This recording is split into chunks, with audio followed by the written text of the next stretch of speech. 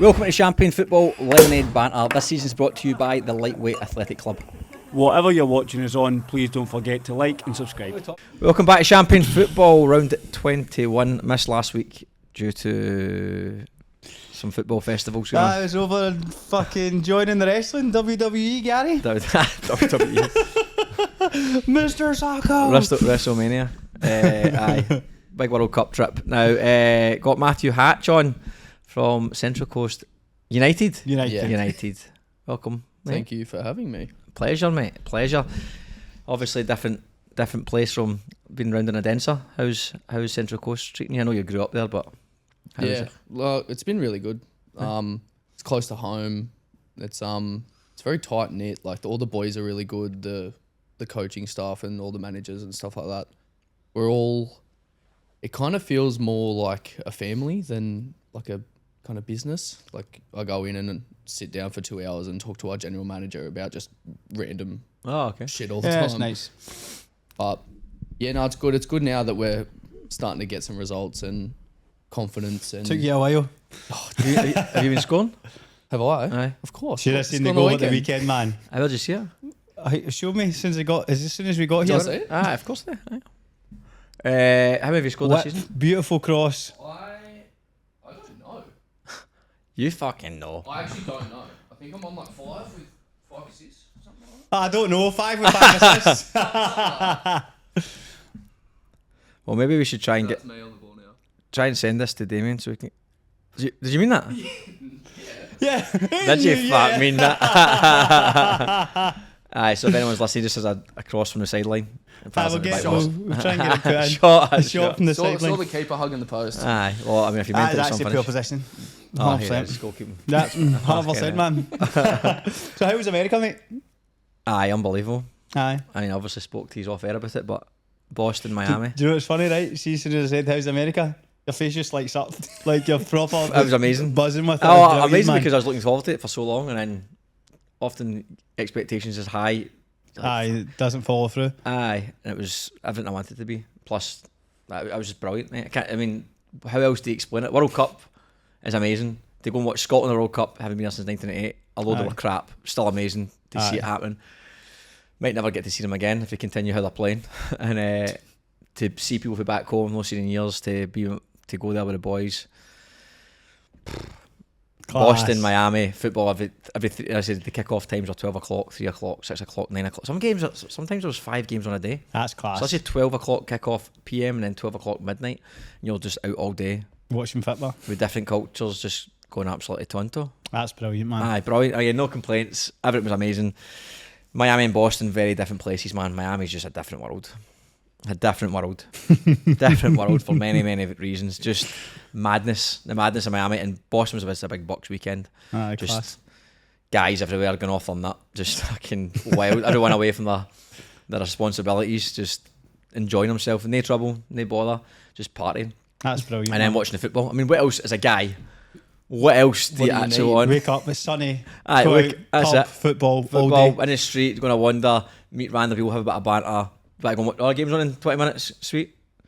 Go for a pint, let's go for a pint, watch the football, and just that on repeat. And then if you did want a wee escape, you still had. I mean, Boston's still a class place. It's like I'm in New York, and then Miami's obviously you've got the beaches and you've got everything else around about it. So you still had endless things to do. Amazing. And as I said, it was just my experience of a lifetime. Brilliant. Classmate. I Good. can't believe that they still like kick off at 12 p.m. Aye. midnight. At 12 a.m, so obviously they're all playing in different cities, aren't they? So where I was, let's just say at midnight, a game might have been in LA. Oh, So okay. 3 hours behind, so it'd then be 9 p.m. kick off in LA. I can't tell you for exactly what the exact kick off, of but course. in Boston, there was games kicking off at 12 o'clock. I think our first night, one game kicked off at 1 a.m. Right, okay. I think it was Austria or something like that. But as I said, sometimes you'd walk past a pub or a big screen, like, is that kicking off now? Like, that's fucking brilliant. Another game. I got a table available, mate. Like, magic. Brilliant, man. Aye, amazing. And surprisingly, I have no idea how. No hangover, don't feel... I mean, I feel a bit tired, but I feel brand new, man. Just excitement. Adrenaline still coursing through your veins. Aye, and look, all the negativity prior, but like pricey, everyone's like, oh, it's going to be so expensive, oh, it's going to be a nightmare, the police and immigration. Honestly, Boston was probably cheaper than Sydney. Right. Miami was just the exact same as Sydney. Right, okay. The only thing that was a joke was the tip stuff. Like, not because obviously anyone's been to America knows they tip all the time, but they got to the point where they just added 20% no matter what. So it literally says, we've added 20% for your convenience. I'm like, oh, thanks a lot, guys. Sure. I was just saying to the boys how inconvenient it is that we're not getting taxed 20%. So then you get the bill. So just hypothetically, I used to have 3 pints and it's, I don't know, $40 US. But then it go state tax, gratuity, 20%, state tax, whatever that is. So the bill comes through and it's like $56 or something like that US. But then I'm going Australian. That's $16. Actually say $28. Aye. That's an extra 2 beers. Oh, of course it is. For what? And that's for 3 beers. When you obviously start thinking of like meals or you go and it sit adds down up. with food, 20% it's a adds up. fucking And lot we of were money, often aye. having big, like say if we're going for a for dinner, we'd order a big meal. So obviously if it's a $300, $400, $500 bill, 20% is another $100 US. $150. What the fuck? That's a lot. And it of went to money, one man. pub, absolutely stitch up, because Boston basically ran out of beer at one point, most of the pubs, because the Scottish fans were just going wild. And they just weren't prepared. I don't know if you've seen it, there's a clip of some pub owner going like that. No, we're well prepared for Scottish coming over. We had 3 Taylor Swift concerts in one weekend. We've done it before. And I'm like, what? 18-year-old girls for 3 days versus 50-year-old men who just bevy for a living. Like, you're not prepared at all. So they ran out of bevy. So we went to Miami and we're sitting in a pub watching England-Ghana, and the guy, it gets like 3 o'clock. We're a wee bit dusty and we're sitting there just with like maybe a pint each. And the guy's like, oh, look, just to let you know what's happy with. Oh, fuck. All right, okay. What's the crack? He's like, it's 2 for 1 cocktails. It's $25 US for five beers. I'm like, oh, that's not bad.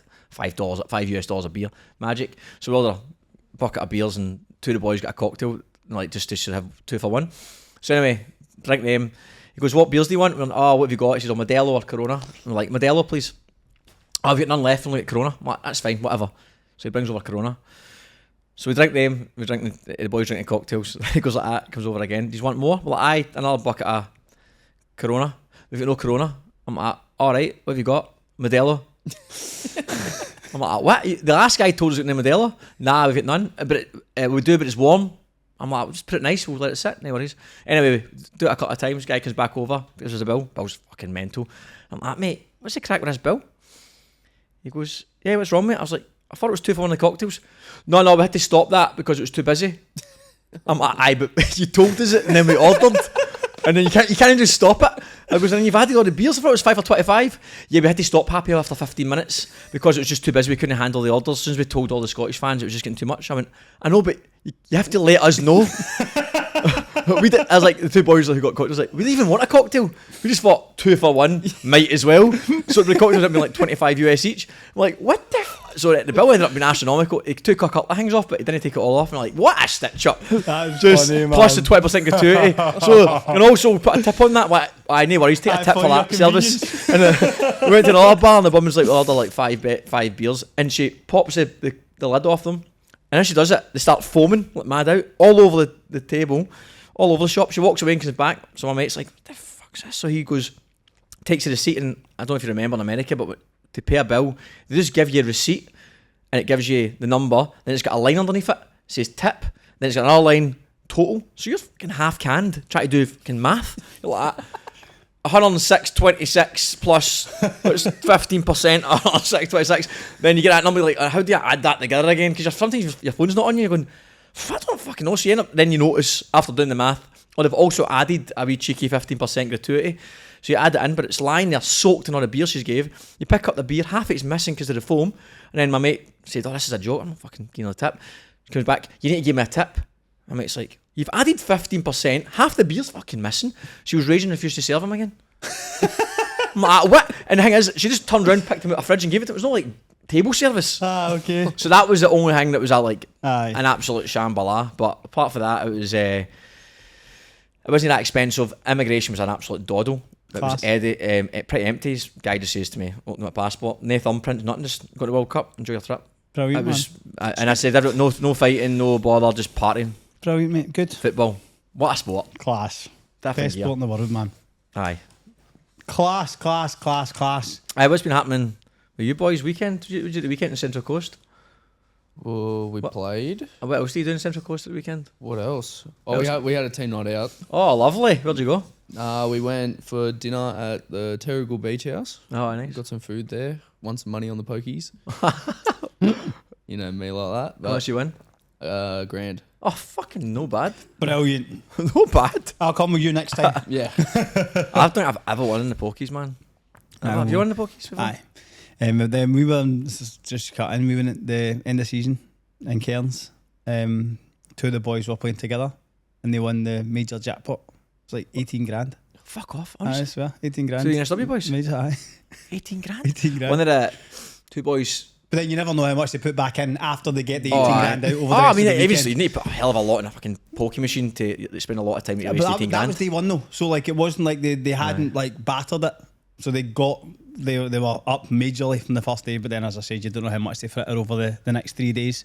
I know, but even still, it's free money. Ah, fucking class, I know. 18 grand, someone that. Unreal. Someone was telling me one of the players in NPL, I'll not stitch him up because I think they have got a missus, but they basically, them and one of the other boys in NPL, they won like 40 odd grand in the bookies, the casino. Right. And I can't remember, they won it in a similar sort of way. It was like they're betting and all of a sudden they hit the jackpot thing. Yeah. They got like, I think it was 42 grand.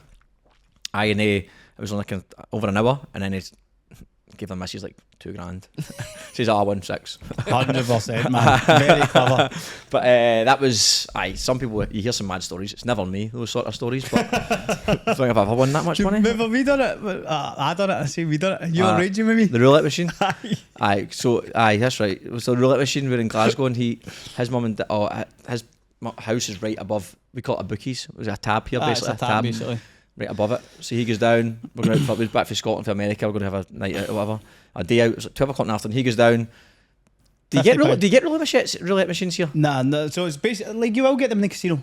So it's basically literally digital like roulette, the pokies, except it's a machine that does roulette. So it's like a pokey with a roulette. Aye. £50 in, lost £50, £50 in, lost £50. So now he's raging, right? Actually, I wanted to go, and I'm like, "What you doing? You're just like, losing money." you imagine having £300 and losing it in 15 seconds. I'm like, what you doing? Let's go, mate. Like, what the So fuck? he's walked outside and sat at the bus stop, and I came out like 10 minutes later. I think I won £1,500. You came out and didn't say it. You're like, let's go. I'm like, you're a fucking tool, man. Like, why would you? Because we're students in America at the point. I'm like, we've not got a ton of dough here. I'm like, what? Why would you waste so much money in the fucking bookies? And he goes, just like, and pulls out a big fucking wad of dough. And I'm like, no way you won that money. He went, aye, let's go. And to be fair to him, we done. The first thing he did, you went on another casino. Remember in the city? Another casino. And I don't know how, I can't remember if he won or lost. But he did nothing, no big damage was done. And then he went, to be fair, it was like 1 o'clock in the afternoon. He went up to a club and says straight away to me, tell your mates, I've booked us a booth. Ordered the thing. He got his mates, booked the booth, paid money to his mum. Like 500 quid to your mum. I gave him £500, went out and had like booked a full night out for me and man pals as mate, and booked man. it back away. Aye, so that was a bit of luck there. I mean, again, you've not told us what you lost, but 100%, between that, but aye, we're in the pokies. That's decent, man. That was like, well, on the weekend, me and one of the boys, Harry, we were going like 50-50 each, so 100 in, and then like just normal gambling, and Normal gambling. did not get a single feature on, I think it was like 3 or 4 different machines, and I had like $70 left over, and I'm like, oh, do you want to jump in? I'm going on one more, and he goes, nah, I'm not doing it, and so I. No way. He's went the whole way with you. I went over. No. I put my money in and I put it in. I'm like, yeah, you sure? He goes, nah, I'm not doing it. I can't do it. He goes, I hope you lose. And so I'm slapping away, just nothing, not getting a single thing anywhere. I was doing $5 bets. I had $7 left. And so I did my last $5 bet, got a feature with three $250 coins, and it went like to 1,100. And I'm just like looking at him. Oh, he must have been spewing, There's a man. noise as well. Oh, he He's was sitting, you could fucking look anywhere else and fuming. you just hear the noise and be like, you arsehole, man. He must have been sitting up and surely he'll give me something. Sorry, buddy. That's, man. I mean, no promoting gambling, you know, but Please gamble responsibly. please gamble responsibly, guys. Aye. And if you don't bet in football, you get yourself in trouble. That's it. Okay, what about the World Cup so far outside of NPL? What are you thinking of the World Cup so far? I'm trying to get up and watch as much as I can. It's just hard. It is hard. I noticed that since I arrived back, I found it way harder to watch a game. Well, to be honest, I made an effort to watch Scotland. But outside that is, unless you were like in a position where you could take days off work, it's really difficult. Like you can 8 o'clock kick off in the morning, I'm working. 5 o'clock, I'm getting ready to leave for work. Like it's hard. I Kept watched watching bits every and pieces. I watched every game over 11 days, and it was amazing to see. Like, so I got a good chance to watch it. I thought it started really well, and then I thought actually the games you didn't expect to be good ended up being good. Okay. So you're like, oh, it's fucking Algeria versus Jordan or something. I actually watched Algeria Austria the other day. That was actually not. I can't remember what game I was a couple of games like that, and I was like, this is going to be rubbish. And I'm like, ended up being a cracking game. Actually, a good game of football, entertaining, end to end. Even like the Congo game was decent, and but then if you watched a decent game, thought it was going to be good. Other than England Croatia, that was a cracker. Are pretty poor because it's just so tactical and cagey because teams are England playing have for been certain really things. disappointing after that first game. The first year I watched them, I was like, they're going to be superb. Fell away, but again, they're at the group.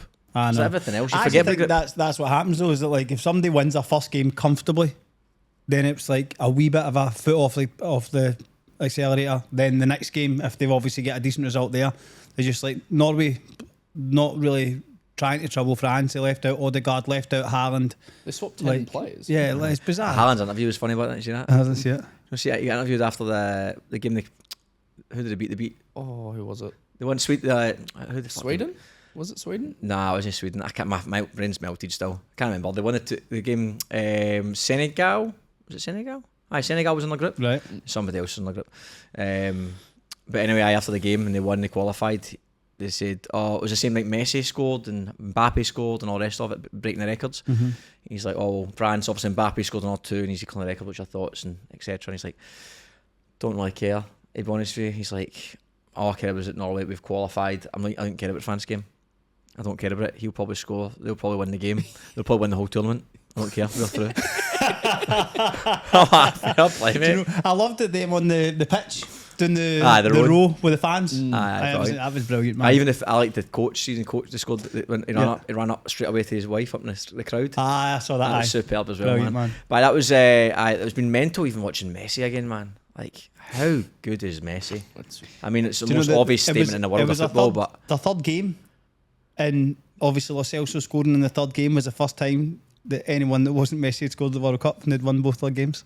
it's just mental, man. incredible. And saying that, Haaland, Kane, Mbappe, Mbappe, yeah. the guys who you expect to score are banging. I mean, the standard is incredible. And Ah, even it's- Ronaldo always started slow. His finishing was brilliant for that second game. But it'd be interesting to see. I think again, you look at France, you look at Spain, you can't look at England, you look at Argentina. They look so dominant. But in the knockouts, you can't look at Brazil, can't look at Germany because they've qualified. It's average as Actually- even Germany have been. They're still qualified. I thought Brazil looked really good against Scotland in moments. Oh, wasn't it fucking hard, was it? I know, but I think in moments it was just see what they went from being flat to being electric in this But space Scotland, of we like already did one just time. let Scotland basically. I know, say, just you have the ball. you give us it. You give it back. We'll Yeah, we'll do we'll score a couple and then that's it.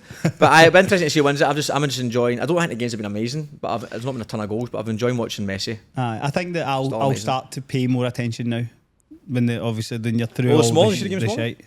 1-0. The finish Aye, 1-0. but Canada absolutely battered them. Oh, did they? And Aye. they scored in the 92nd minute. I love that's actually I love when you see the African teams going into the games Aye, singing dancing and and dancing. that. It's the best, man. It's pretty cool. Aye, You it's can really see good. the ones with headphones in, no talking to anybody. Of course. Or on their phone, and they're all together dancing. Aye, They headphones, aye, they it's- technology. It's the best one. It's pretty cool. Well, anyway, World Cup, we'll see what happens there. Hopefully, I kind of don't even mention the Socceroos, don't have to get into it, but decent. That's what Do you know what? I think that the first game was amazing, against Turkey. unbelievable, Aye. and I think that then they've done the job in that game to then. What's the crack with Turkey? Turkey? Why do we? Czechia? When did that change? I don't know. Everybody's changed their names. I didn't get that text. I didn't know about that was happening. They get that text. I was like, I'm like Turkey. Is it Turkey? I've called them Turkey for my whole life. And all of a sudden, it's now So, Turkey. Czechia as well. I think Aye. it's bizarre. But the Czechia, I think I remember a big thing coming out in the news about them wanting to be established as Czechia. I think it was the Euros. Yeah. I remember seeing it. But the Turkey, I think, just went over my head. What is this, a bam up? these fucking reporters are on Ah, the yeah. news. They keep saying Turkey wrong. Turkey. It's got a Canadian guy trying to say Turkey. All right, okay. So let's before we get to the MPL stuff. World Cup final Wednesday. Wednesday night, aye. Wednesday night. Spoke about it last year and the year before. Wednesday night is shite for a cup final. Yeah, I agree. I think it handicaps both teams not getting as many fans as they'd like to get there.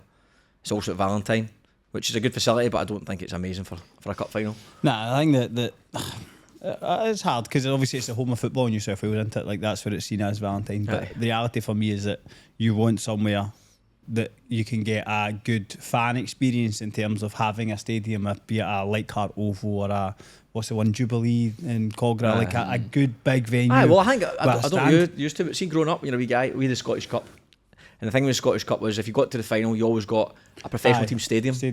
So you always got excited. Like you get to go and play in that stadium.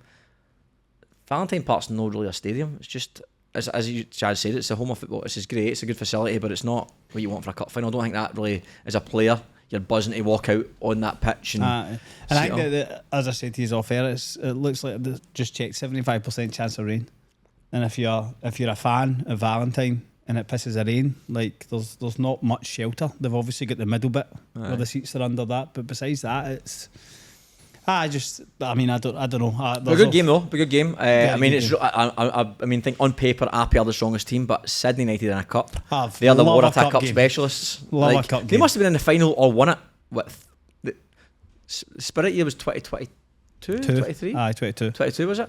They won it last year against Tigers. Yep. They're in it now 26. That's 3, and I don't know what happened. They won it the year after with Miango, mind?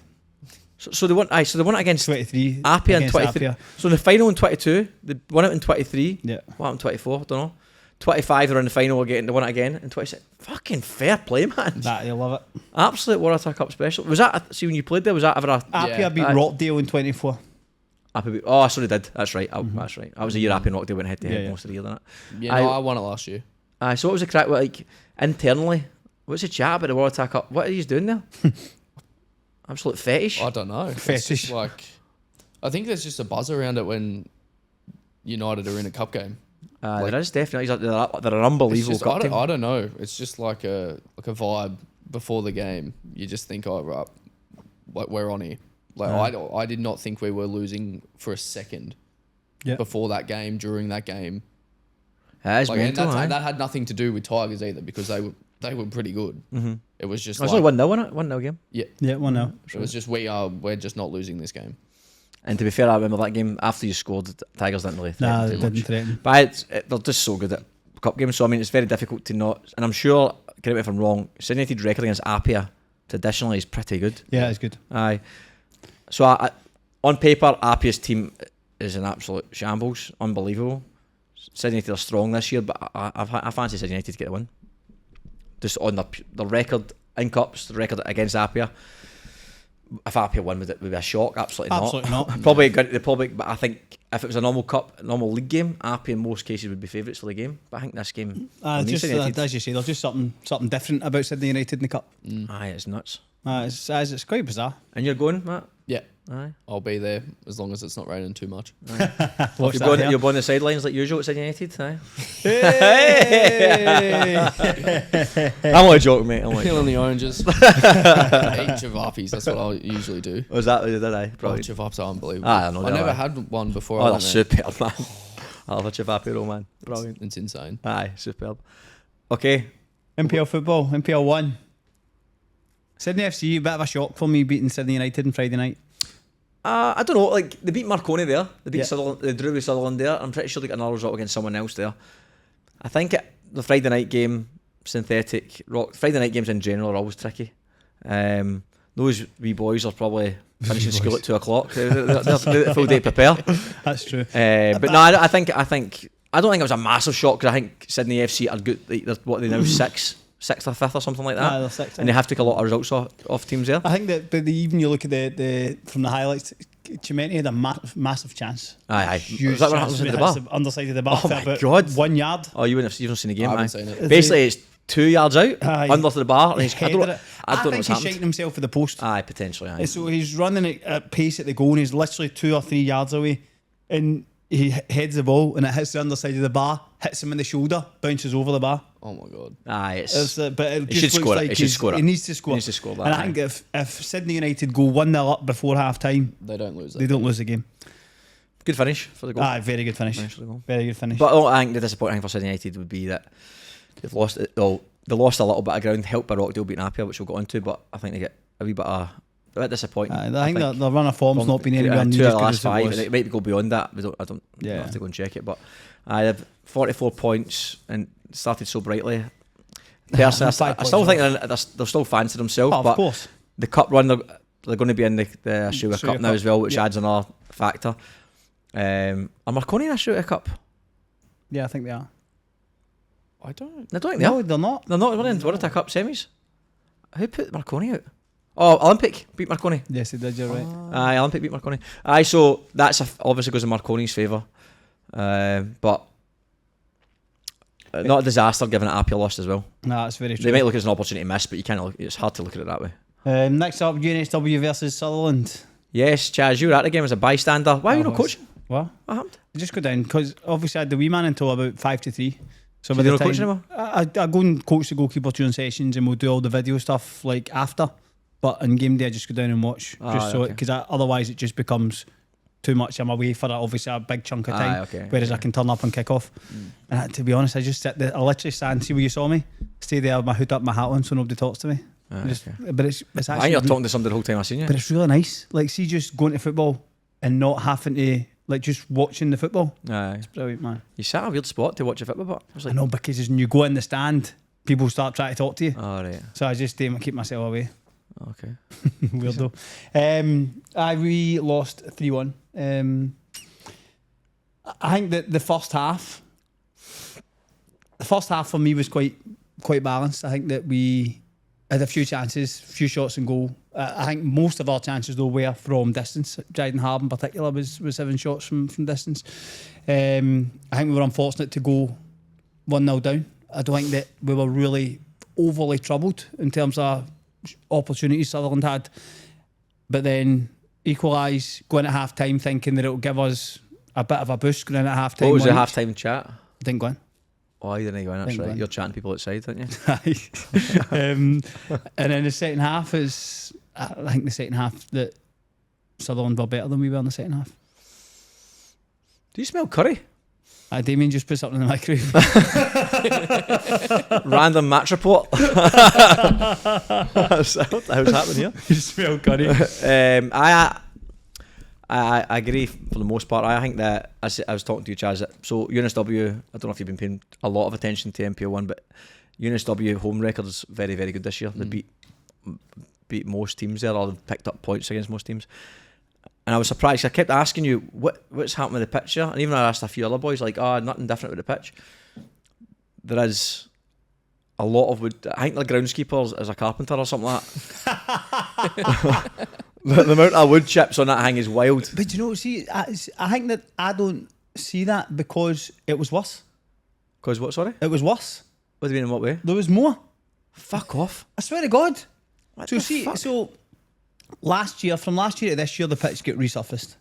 Right, so but was it always wood chips? It was always wood chips. Right, okay. But there was a problem last year in the drainage underneath. When it rained, the wood chips would all rise and float to the bottom corner because the drainage wasn't good enough. There was like rugby holes in both posts beside. I know what you mean. So it was like dangerous, So Olympic like had that as well, you turn into the goals. So they've obviously sorted that, fixed the drainage so it's not flooding anymore. But see, when it get done, I think maybe it was round 2 or round 3.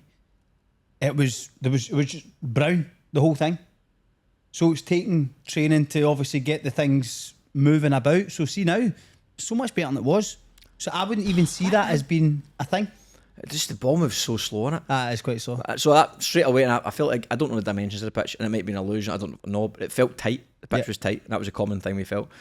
But I can definitely see how you pick up points here. As I said to you, I feel like the biggest strength for UNSW is, I don't know all your tactics, all your stats, but set pieces is when you look the most threatening. Yeah. And obviously you've got wee Jaden who can strike it for distance, who likes to try and shoot from distance. And he's got in his locker, he's showed it many times. So on a tighter pitch, on a pitch that moves slow, you can't play a ton of football. If you can shoot for distance, you can get set pieces. So first half, that was the most thing we wanted to avoid, and I felt like we probably played it in your hands a little bit. Not intentionally, it wasn't the game plan.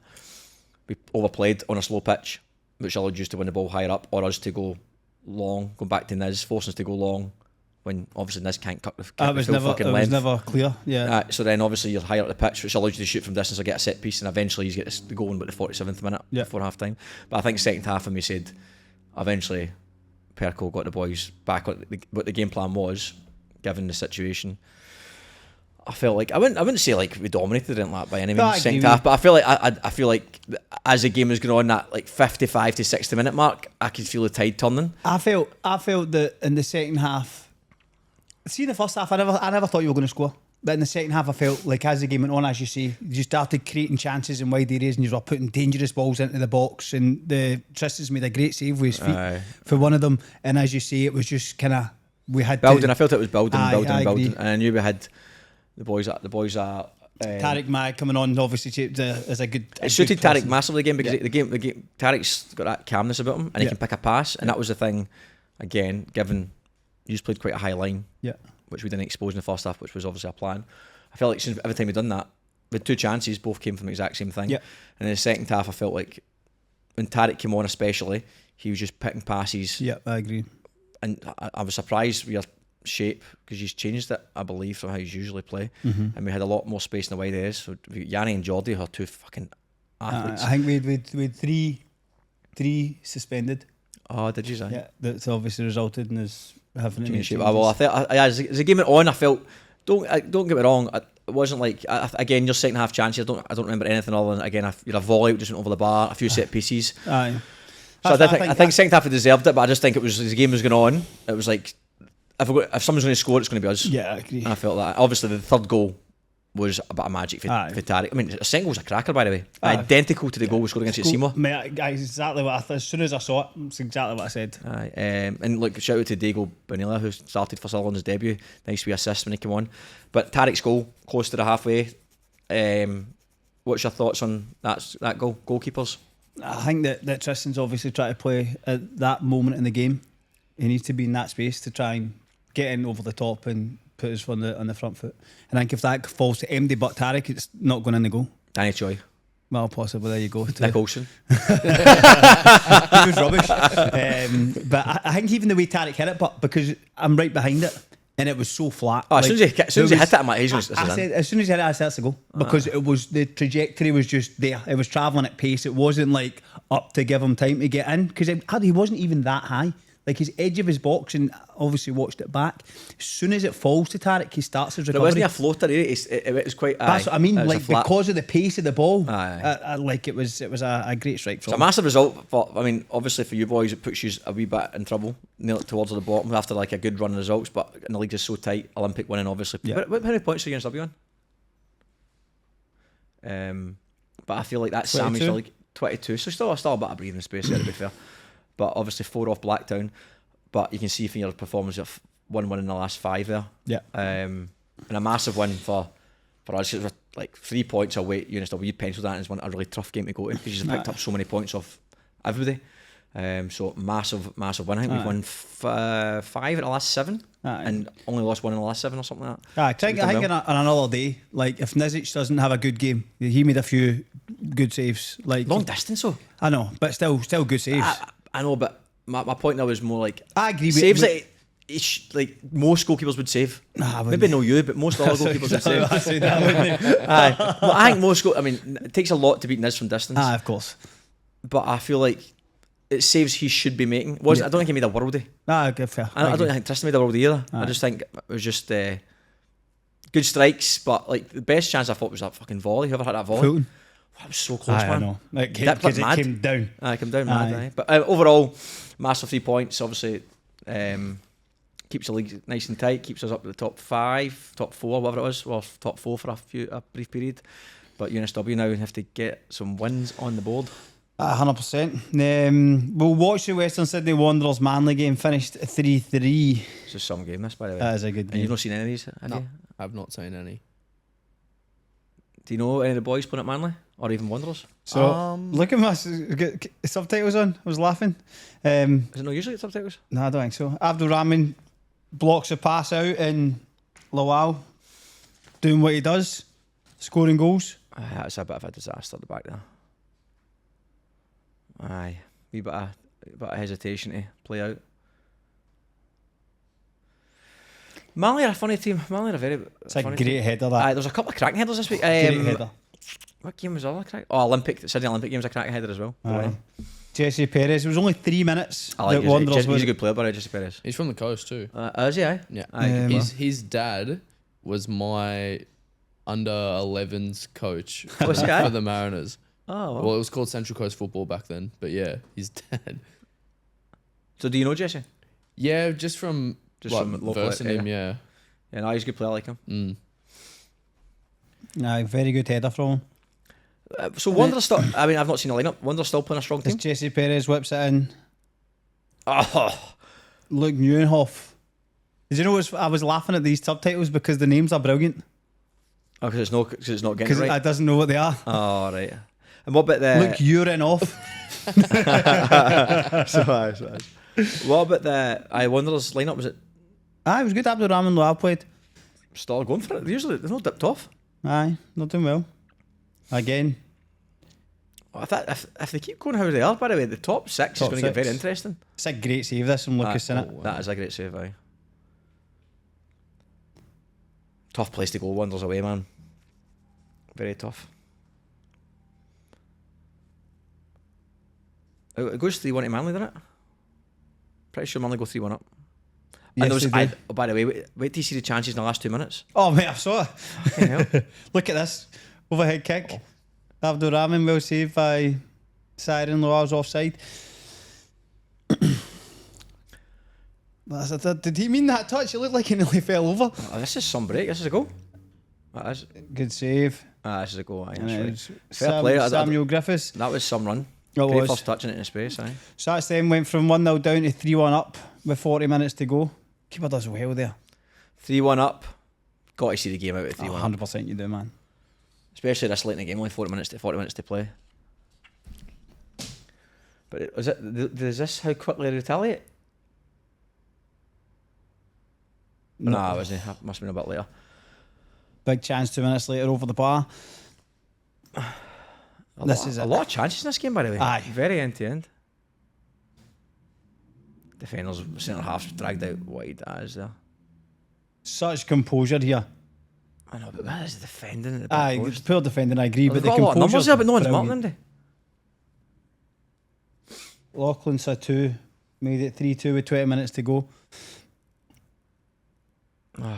Sick enough when it goes to 3-2, man. You just know. Shaking yourself. Here comes a wave. Here comes a wave. Johnny Pavlovich coming in hot. Coming in hot. That's what it says in the commentary. The subtitles. And ball Again, this look is at the mark again. Look at I know, They've man. got plenty of That's defenders. They've so got like 7 defenders in the box. so easy. Great finish, to be fair. Got, On the well. got the numbers in the right area. Just nobody's picking anyone up. And then this is 91st minute, right? And then there's chances after this. Aye, Manly have 2. I think Manly have 2 chances. I don't know if Wanderers have a chance, but I'm sure Manly have 2 chances. One off the line. This is it here. Look at that transition. Fucking hell. Then that's your striker then doing the recovery run there. Aye, that's a block. That is. Oh, that was some tackle for the boy at the back. That was. And then they're trying to get the ball out quickly, so the Wanderers are obviously. Scrambling. Darcy Burgess puts the corner in. Keeper comes, hits the post. 95th minute. Oh, And then that's the game done. good game. Very Good good game. game I of see what you football. see. NPL football at its best. End to end. Loads of 6 goals, chances. Aye, very good game. I mean, I'm happy with that point. I want Wanderers, from a Sutherland standpoint, obviously want Wanderers to get away for that top 6 position. But Aye. Good game. Fair play to both teams. SD Raiders and St George finished 3-1. yep, some good goals in that game as well. Yeah. Oscar Gultekin opened the scoring for St George. Good finish, to be fair. Because a great first touch. Balls come in. Brilliant first Aye, touch. great first touch. Just kills it dead. Aye, great first touch. Who was it that scored the goal? Oscar Gultekin. Goal taken. Mm-hmm. I don't know. I've not met him before. No, I met him before. A pure wee guy. That was 1-0 at half time. And then Marcus Fernandez equalised from the spot. And then a Knezovic cross. Did you see the cross? Aye. It's when I cross and there's just so many runners, but nobody gets a Right. touch, and it just goes in off the back post. Sounds like someone else's finish. And then Lockie McGrath put the game beyond doubt. I 2 minutes to go. said this for the last time when we played this. I think Estes are one of the best footballing teams in the league. I think they're very good. I've said that from. And it's hard to play them The away. pitch is huge. And the pitch is big, aye, and there's a lot of space. But I think that in terms of how they play, I think they're one of the better teams to play to No, watch. I agree. Spirit Wolves 2-0 finished to Spirit. Wolves almost scored, hit the crossbar early on. And Jay Coates, is that the goalkeeper? Goalkeeper, aye. He made a good save, gave away the Did corner. you start? He's starting for the last 3 weeks. I didn't Chris even is on know the that. bench.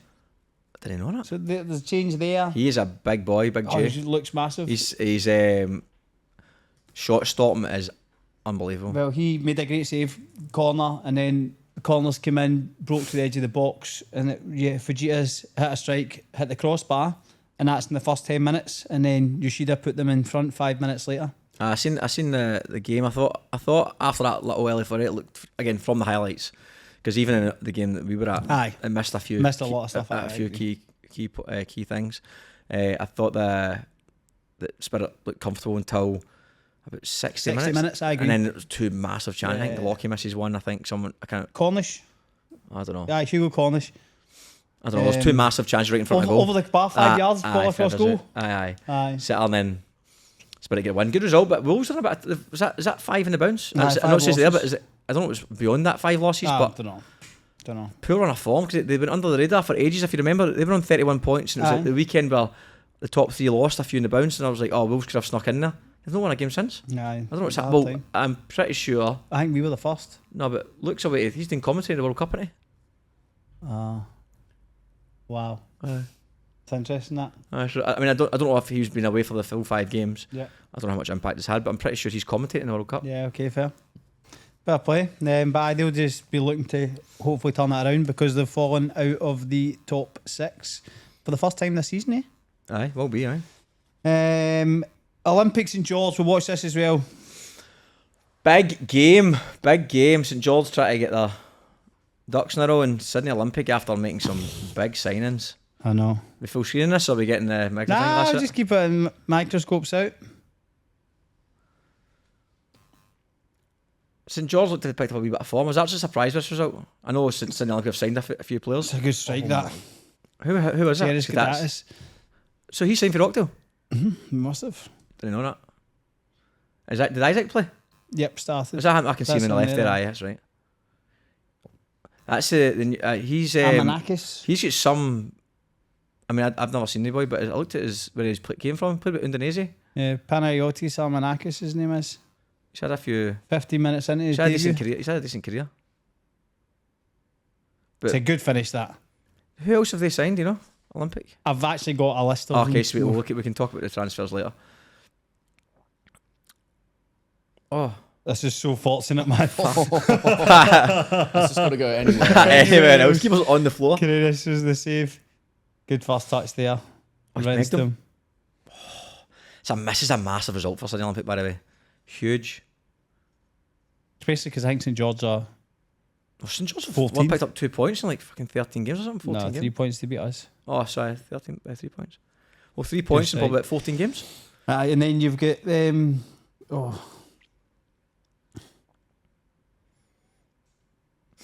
Oh, look, they had just chances to be right, fair. they did. I actually think the Carreras in goal for Olympic had a good first half. Oh, aye. St George are peppering the goal here in the first half. And then the referees both for a half time region. So, Rockdale have lost Danzo and Skadatis. Mm-hmm. Oh, I've heard 2 signings what they've potentially got. All right, okay. I mean, how true it is, I don't know, but if it's true, they're 2 belters. I love the old transfers, rumours, magic. When's the window shut? Thursday? 3 days? I thought it was Friday. Casella. Ooh. Casella loves a long range shot as well. He's a good player, Casella. Mm. Very good. Very good. But to be fair, this is actually a good strike, this. But again, Casella back up, has a shot, goes back on the other end of it. Mark Roddich's first time finish. Rodic. Oh. From the back, the big man. And then but in between this, Soros got a head knock. So he's gone? He was off. Veg had to go in. Oh. What a game he go into. Losing He's 1-0. I know, but he's mate, I know. an experienced keeper. He is experienced. Grant an MPL 1 match, he's not going to be a worry for him. This is a goal. It's a cracking header, by the way. That is a great header. Oh, wow. Keeper, he can't do anything about that, man. No, of course not. but ball completely changes direction, loops as well. But a great header. Such a big win for the Olympic, by the way, That because is. they've definitely got a lift from the signings. Naturally, you get a lift when you get new fresh faces. Gives you a bit of a buzz. they're still well within it with Blacktown City losing points. And they go and beat St George, who obviously they've now dragged into it. Oh, St George had their chances, didn't they? they certainly did. They had their chances. Not the most convincing film, but it's a brilliant 3 points. But I think that at this point in time, you don't actually care, do you? Nah, like, I you do look, not- St George away is a tough game. Tough game. We scraped by them as well. Fucking hell, peppering as well. There is nothing worse, by the way. See, watching it, playing it's different, but see if you're watching a game on the sidelines and this is happening when you're up 2-1 and it's just wave after wave, fucking scrambles in the box. It's fucking anxiety through the roof. Aye, There we so, go. Big result for Olympic. 2 more games, Sunday games, Marconi, Blacktown. Marconi battered Blacktown. I know. Tyrone Burnley was great bit of play for the first goal. Good header by Jack Armisen. It was But good to the eye. But I thought, because it looked, again, going off highlights, if Blacktown had chances, it didn't show them, but it came about 6-0, it looked like. And then Sekeres made it too. back to scoring. And then Anton got sent off. Did he get sent off? Was that him get sent off? I couldn't work out what was happening. So they were having I don't know, him and was it O'Brien, Nick Nick O'Brien? O'Brien were having a chat. Obviously a heated chat. I'm using chat very loosely. Aye, Anton's usually pretty calm in the pitch, isn't he? But then the referees came across and next thing he's I couldn't work out what was Anton happening a in the yellow highlights. card. It was a second yellow. Seemed quite bizarre. Did you ever think about doing a podcast before we did Champion Football? Absolutely not. No? Nah. Oh, I had a couple of podcasts, but for me, the biggest time waster was always trying to find the mics. I went through it 4 different types of mics, spent a fortune. But I think try to find the mics, hoping that the mics worked, because we used to record full podcasts. Yeah. And obviously some of them never worked because the mics didn't connect. And then there's the editing afterwards. Aye, which I wouldn't have had a clue how to do. Just time consuming, but I think nowadays everything's so much easier. You've got LSE Studios who, I mean, we shoot the whole podcast in this studio, which has got a lounge sofa, 2 small sofas, all the personalised backing set for us. Yeah, mics are set up. All you need to do really is bring an SD card.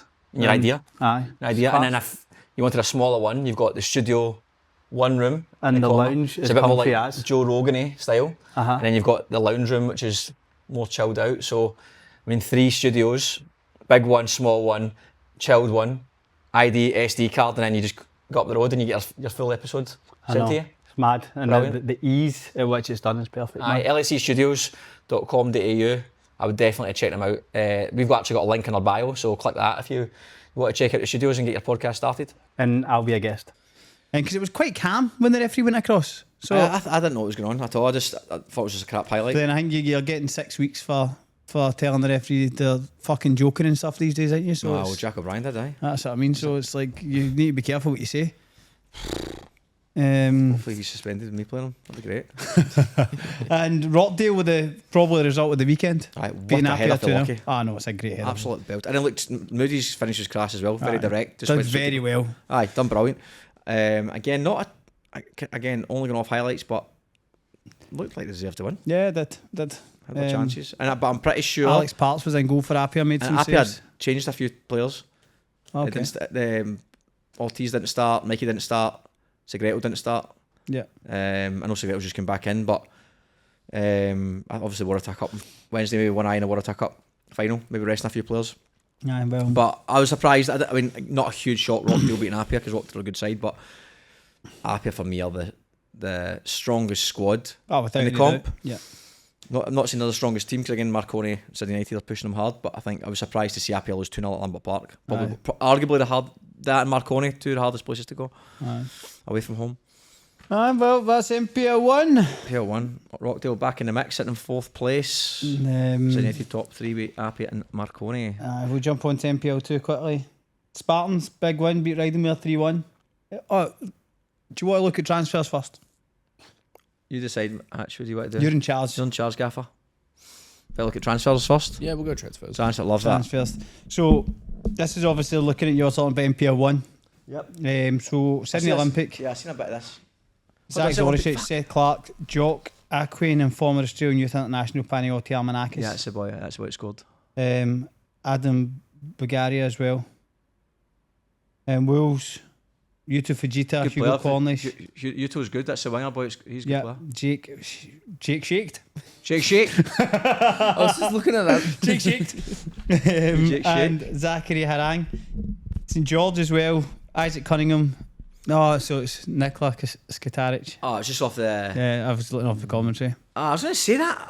I was surprised if Rockdale let Danzo There and you go. Sorry, Skitatis- guys. Chaz has been stupid again. To be fair, there was subtitles on the screen that came up Aye. saying Skitatis. That's what I thought it was. Aye. And then Lachlan Sepping has gone from Hills. But that's I don't know if I was talking to somebody else, but I was saying I'm sure St George signed a couple of good players.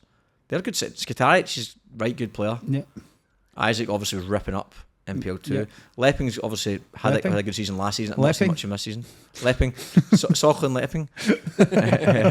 And Edmund Haddad, not sure where he's came from. Me neither. Any heard him? No No. idea. Sorry, Edmund, don't know you, big man. Segreto, obviously at Apia. Blacktown City, Lachlan Henderson from UNSW. Right, just brushing over Segreto coming back. I know. Fucking absolutely top player.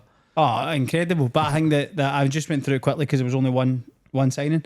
It's massive, mate. They're going for a title running. I know, mate, but it's when you see Apia, you really think how much more can you bring in? I know.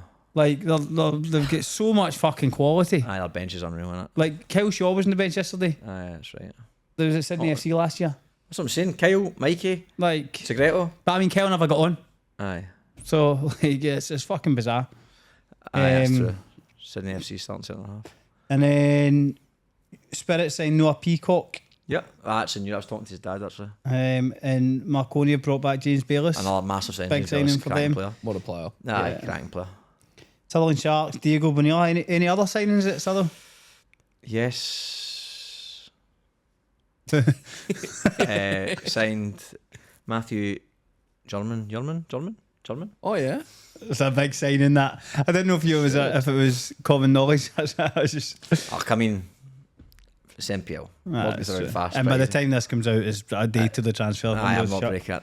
But we've signed him. He's training tomorrow, so Ideal. he'll be there. Aye, good signing. Left-footed. Diego Bonilla as well. Diego, and I've spoken beforehand. A lot of variation. Good player. We missed a 9 since One.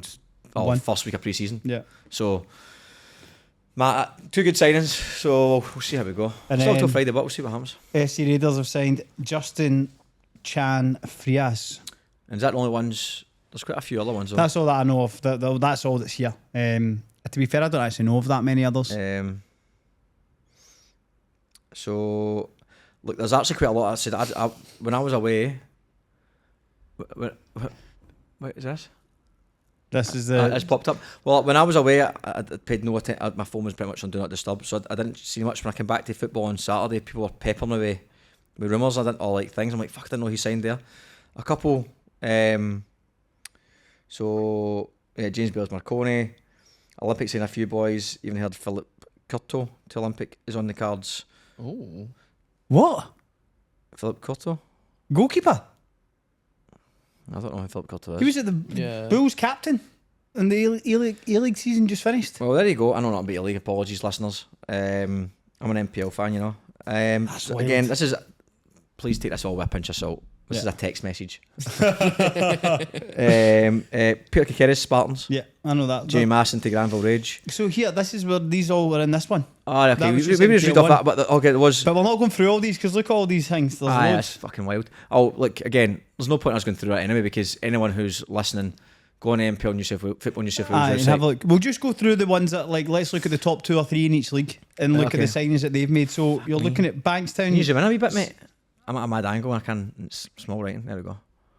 Bankstown City Lions. have I mean, signed let's be like, Bankstown City Lions are obviously going to be the biggest talk because they've signed Isaac Danzo, fucking wild. Kinez, Uscock from Bulls, Ryan Fwets, Jesse. Hold on, slow down Yeah. a bit.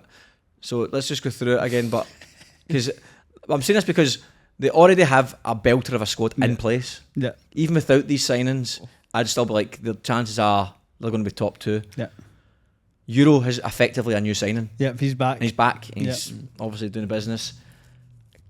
Fucking signing A-League players and then Danzo for Rockdale. Yeah.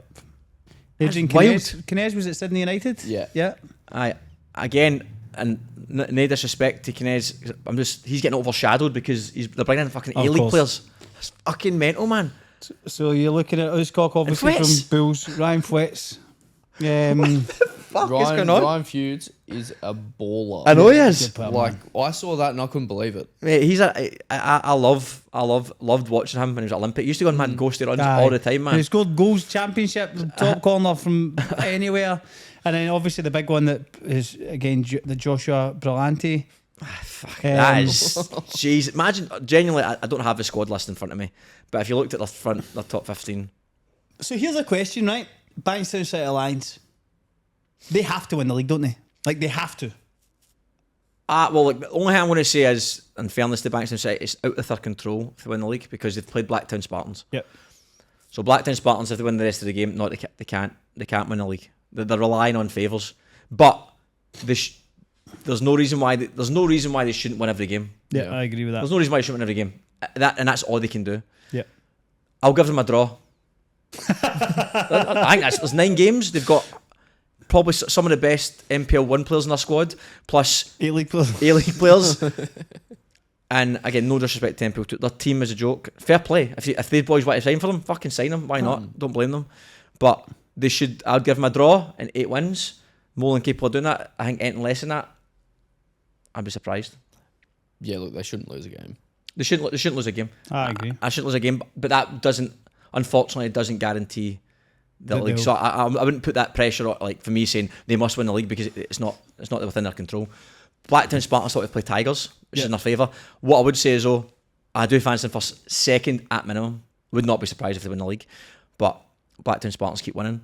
If they finish second, with that team playing against whoever's second place, MPL 1, fucking hard lines, boys. That's going to be a tough game. It is. That is. You look at last year's Central Coast versus SD Raiders. Now you're looking at potentially, like, say they play against Olympic, hypothetically. Olympic, you've got your lad that just signed for Young Australian, played at Indonesia and all that. You've got Josh Brillante, Rzewski. That's like an MPL 1 top 6 match you're talking about. Aye. That's mental. What I would say madly is, see if you started the season from scratch and you put that Bankstown City team in MPL 1, how would they do? They'd be chatting about being top 4. I think they'd have to. Like, and that's why I was so blunt in terms of my question of do they have to win the league, right? And I understand what you're saying mathematically, they need to rely on stuff, right? But with the squad they have, they should not be troubled in MPL 2. Like, they shouldn't be. No, I agree with you 1,000,000%. Like, they've literally got a squad. It's actually hilarious. But as you see, the squad's an MPL 1. Aye, top. Like, competitive team in MPL 1, like, they'd be favourite. 1, 2, 3. That's what I'm saying. That you'd be top 3, you'd be saying they should be top 3, top 4. Aye.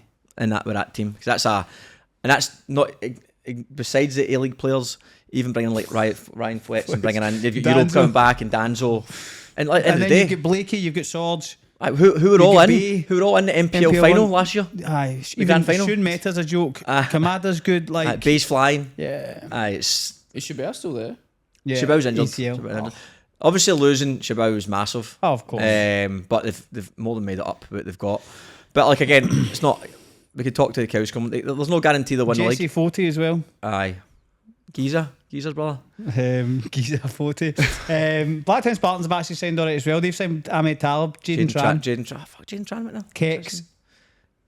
Dakota Askews went to Spartans. It's quite a few signings, eh?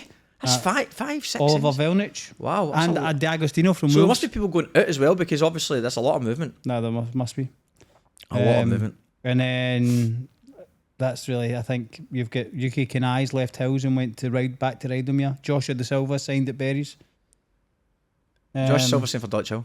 Dutch Hill. Sorry, I don't know why I said Berries. Aye. He just came back, by the way. He's in good nick. Oh, good. Cracking Good fitness to coach. see him. He's a good player.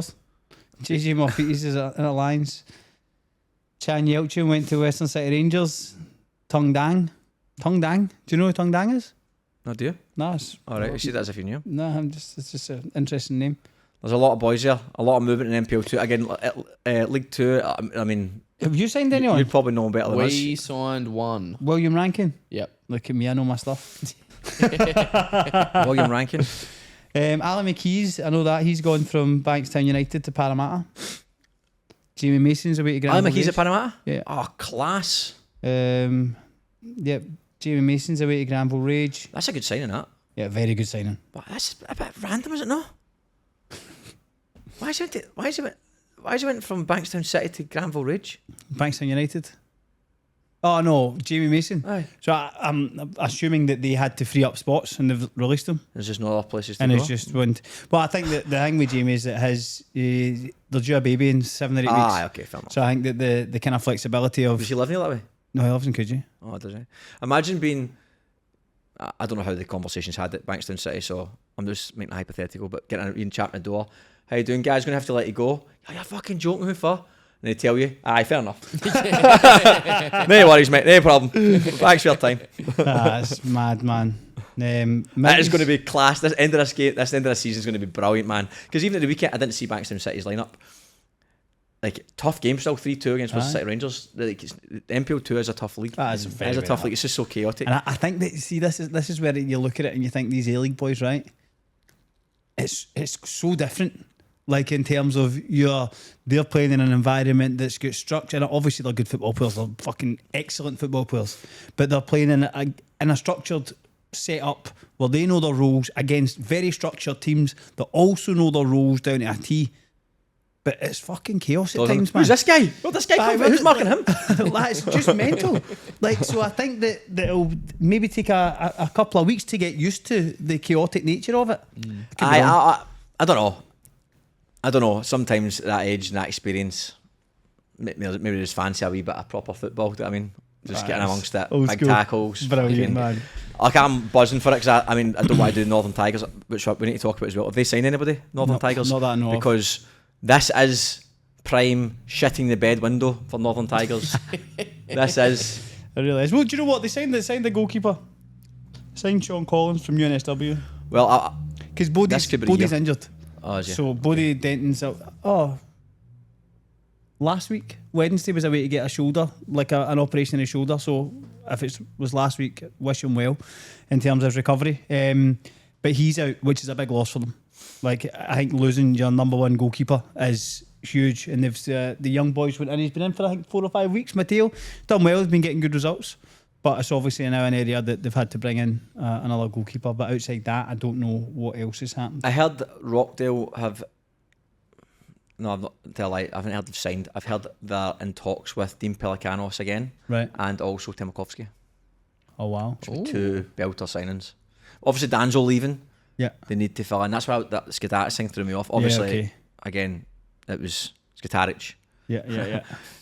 But when Danzo leaves a bit of a gap there, Yep. which would be a great signing. And obviously, Dean's been there before. Who's a crank player, Dean Pelikanos. And then I think he's been in Malaysia, I think, recently. Right. And Timokovsky, who's fucking top. Wow.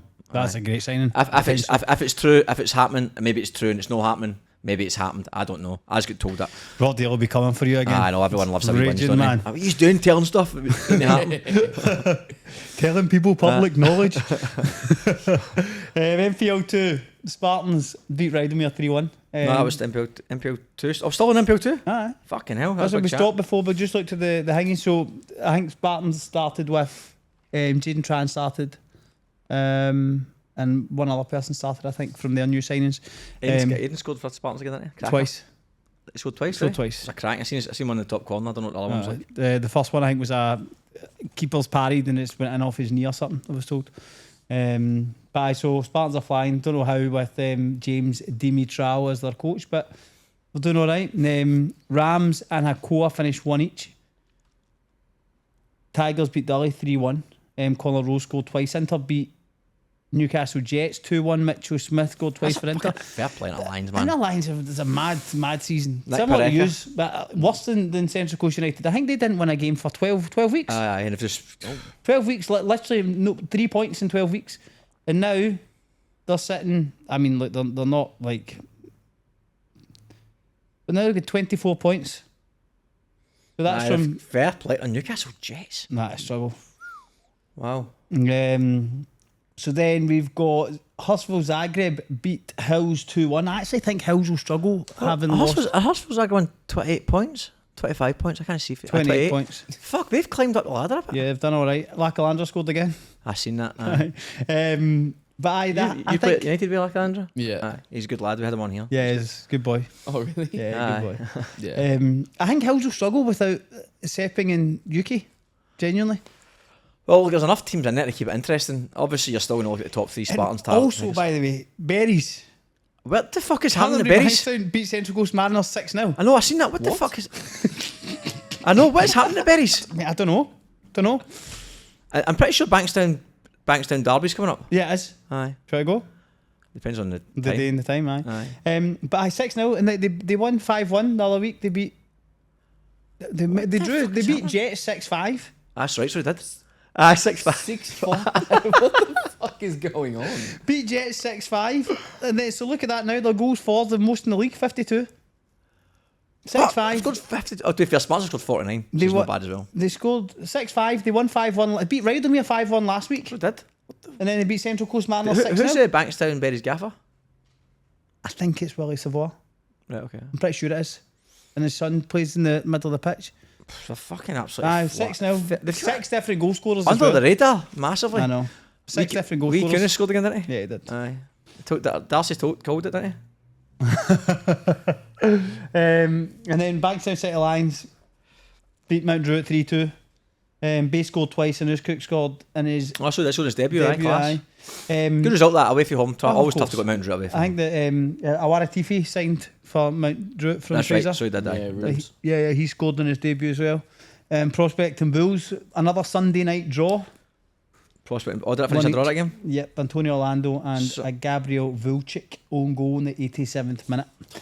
Right, looking at MPL 2. What are we saying? About Just what? give me a 9 game to go prediction, both of you. In terms of what? Let's go. Who wins the league? Who's at second place? And who's the bottom 2? Who wins the league? I'll make it easier. Who wins the league, right? Yeah. Who, and then we'll say who is the main teams fighting for the second place. And you can only have 2. You can obviously pick the top 3 if you want currently, but Bankstown Berries are saying a shout. You can change things up. I can't see. I think Bankstown Berries will finish close to the top 3. I actually think they might finish in the top 3. Think so, aye? Look, again, I just can't see like. So this is how they've before the window opened. They've already started to score 6 goals. have they signed anyone? Nah. So it's not like there's like a new injection of life. This is just the bodies they've had that seem to have hit a bit of form, and it's They've fucking. only lost 6 games all season. Aye. The thing is with Bankstown Berries, they have come out of nowhere, but 9 games is not. It's a long time, of course, and as a player's head coach said, but realistically, I was looking at this the other day there, in terms of how Spartans are shaping up. With 9 games to go, it's not like they need to win every single game. No, of course They've not. got a 5-point buffer on Tigers Yeah. and a 6-point on. So they've got a wee bit of wiggle room. The Tigers, if they beat Tigers, I think that's in 3 weeks or something like that. Yeah, or it's 2 3 weeks. Very difficult, I think. Very difficult for him not to see them winning the league. Yeah. But if I was Bankstown City or Bankstown Berries, or even you can't disregard MacArthur Rams, watching aside, that's the game you're keeping an eye on, going, hope the fuck they draw. Yeah. You want a draw. A draw is like amazing for all of them, because if you win that, then they can get a bit shaky. But it'll be interesting. Man, I can't wait to see what you're saying.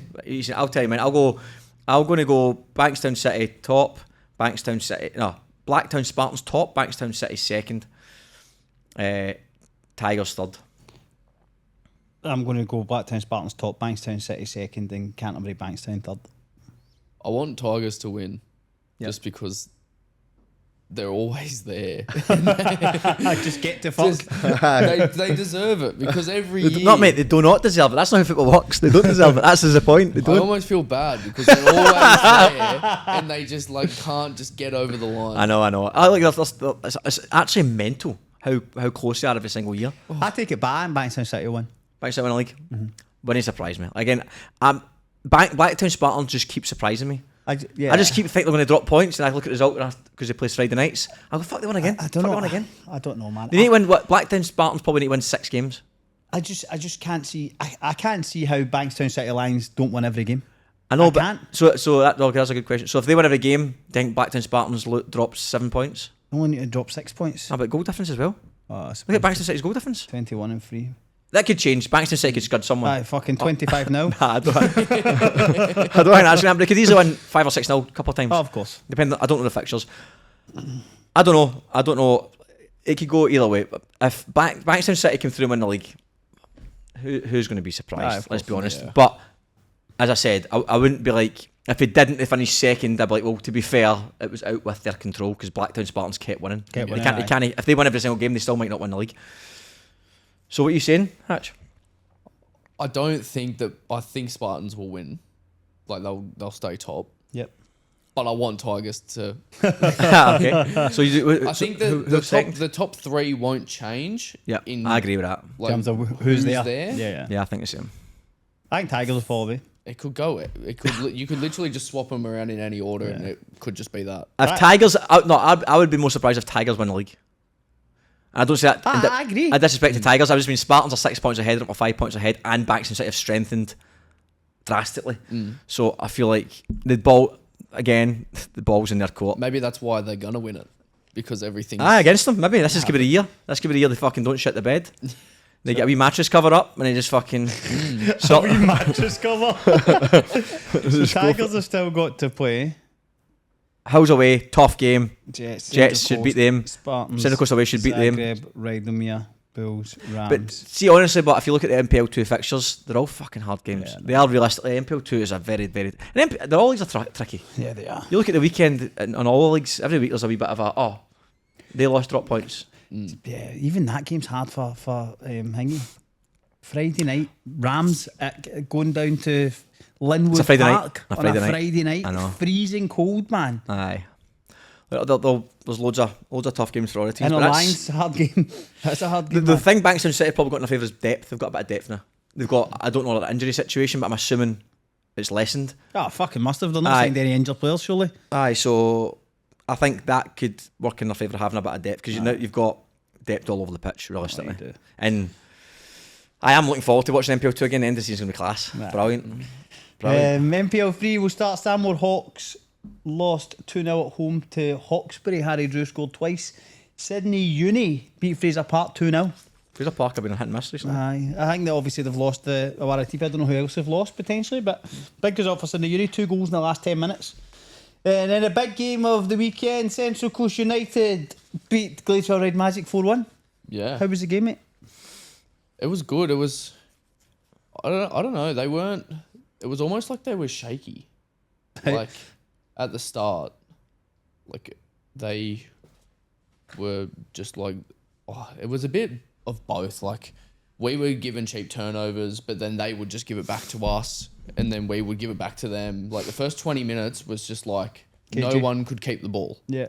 And then I know it settled down a bit, and then we got that first goal, and then we all were like, okay, like this could be like a big scoreline. So in the morning I've been using these wee things. What are they? Well, they're hydration sticks, so Isogenics make them. In the morning I usually just wake up, mouth is dry as an Arab sandal, and I smash a pint of water, but I've been sticking these in the drinks. They're got a wee bit of flavour to them, got electrolytes in them, they're class. You can get them and everything else in the Isogenic store with a 10% discount using code CFS10 or clicking on the link in the description box below. If we don't like shit the bed at the back, which okay. At the start of the year was like every week that's what we did. Like we made a silly mistake and then we'd just concede. But yeah, then we scored the second one. I don't know how Cade even scored. It was like took a touch and then it deflected and then he got tackled, but then it hit him again and went in. I didn't really see what happened. Turns out a belter. He's just like a freight train, man. Yes, the boy's rapid, Cade Mapu. Oh, is he's quick, he's strong, he's quite small, but he's like a unit. Yeah, he's a unit. So where's the league in MPL? Is that it? That's it here. It is the closest league you will ever see. If we drop points and everyone else below us wins, we go to like 12th. That is nuts. I feel like all the leagues are quite tight this year. Yeah, they are. I mean, you look out the... Who do you think will win MPL 3? Fuck my life, man. Man, 50 points? 17-point gap. When can they win the league? Must be soon. 17 points. There's So only that's 8 so games to I play. reckon... 2 games? 7-21. Nah, because there's 7 games I can win 21. That's 21.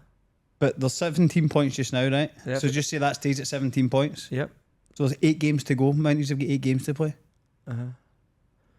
So is that Parramatta got a game in hand, but- 18? Yeah, yeah. Okay. Aye. So 3 So games. 3 games, aye. 3 games. So they'll probably win the league in 3 weeks. Yeah. That is stupid.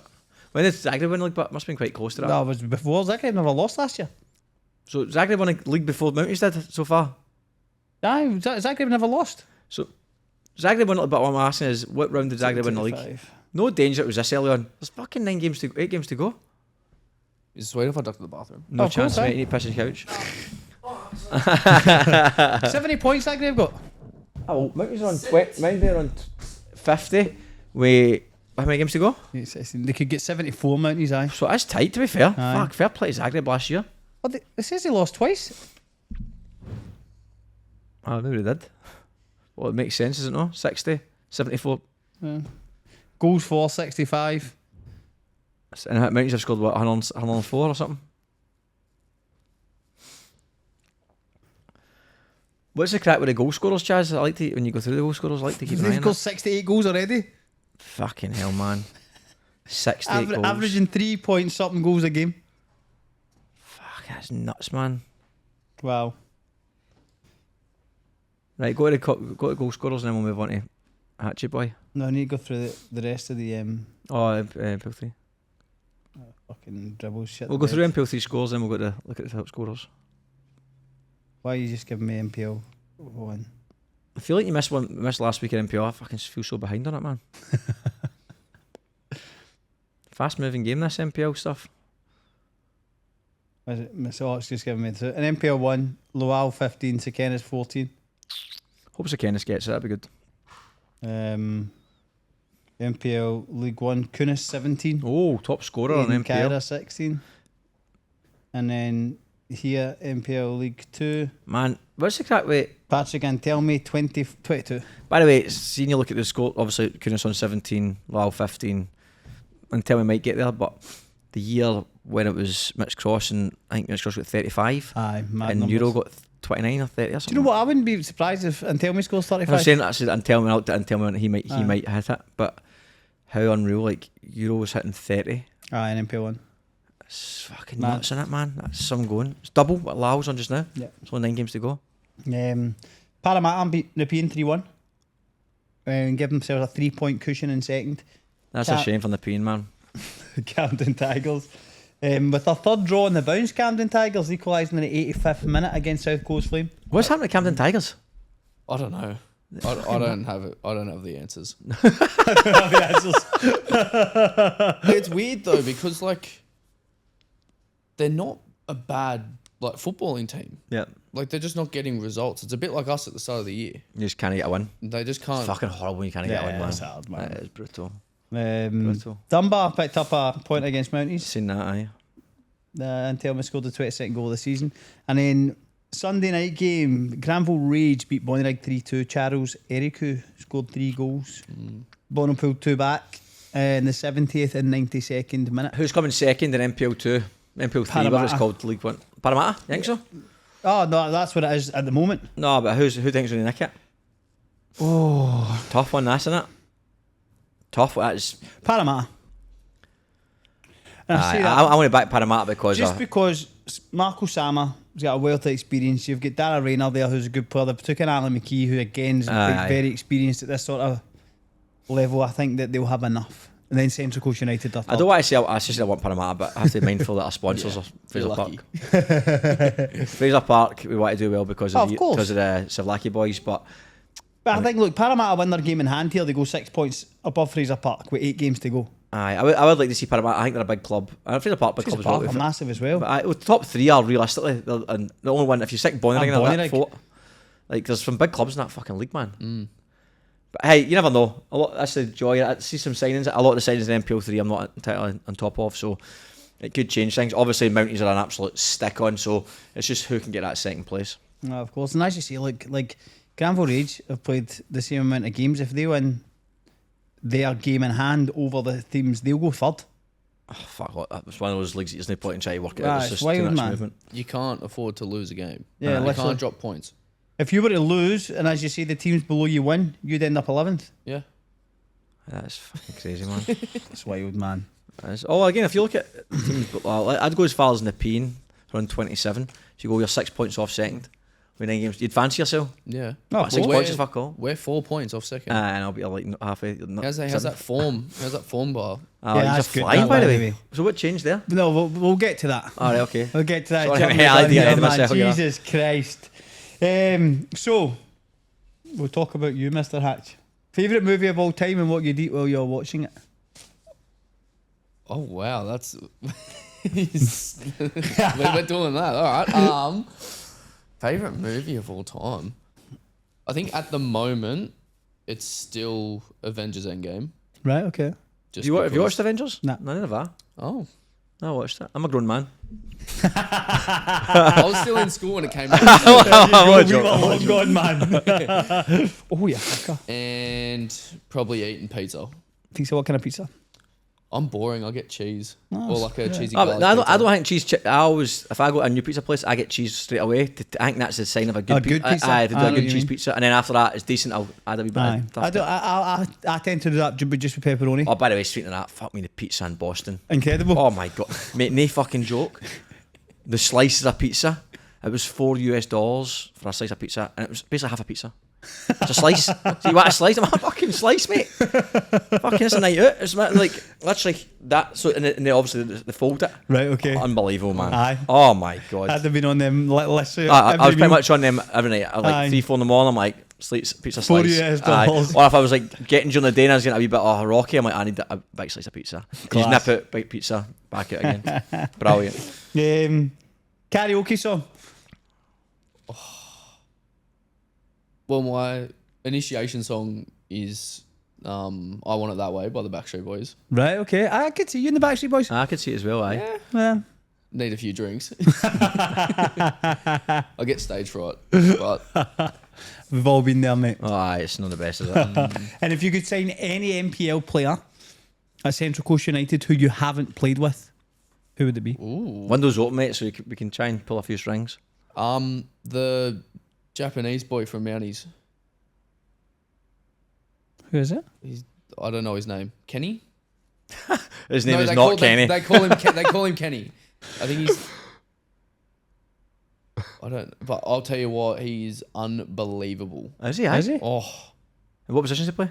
he's like a 10, but they play him like left wing sometimes. Wee Kenny? I think he came from memory. I think he came from like J2. Of course he did. Right, He's okay. playing MPL 3. What the fuck? Kento Awano. Yeah, that's him. Kento? Kento. Oh, Kenny makes sense, to be fair. Kenny's got a wee fucking... 11 goals, aye. Unbelievable player. Look at that, those curtains. Look at those curtains. Fucking hell, man.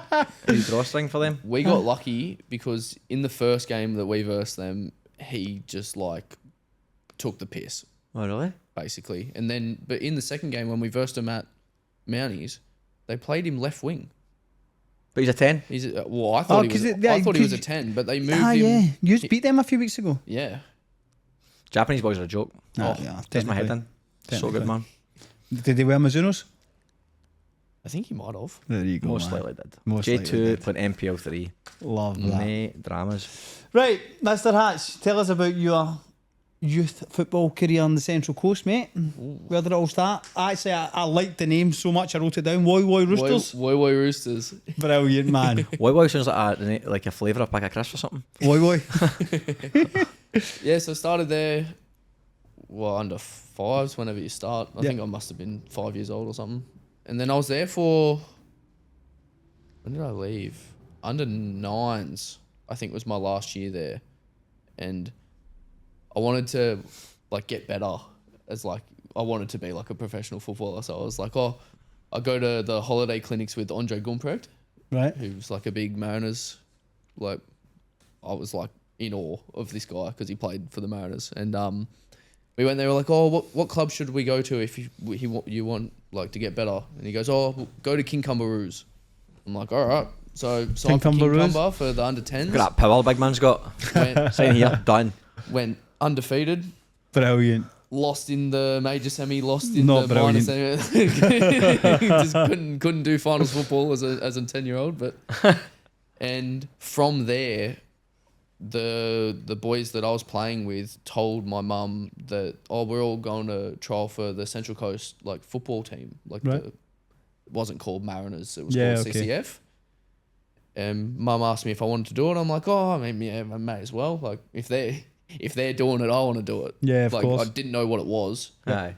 And then trialled there. Actually got told I didn't make it. And so they sent the emails out after the trial and said, unfortunately, like... The worst, heartbreaking. You didn't, yeah. And so I was devastated. And so my mum emailed them and said, like, it's all good that he didn't make it. Like, what are some things he can work on so, like, he can get better? Brilliant. They replied back, oh, my God, we sent you the wrong email. He's actually in the team. Fuck off. I swear to God. Wow. And So if you didn't get that, you just thought you didn't So if turn your up? mum didn't decide to email them back, I might not have... you wouldn't have get in, and then... No, I imagine that in the office. Lads, this mum's kicking off, man. Just want to let him in. Yeah, so crazy. Like, Wow. Good on your mum. I feel like Aye, eventually, legend.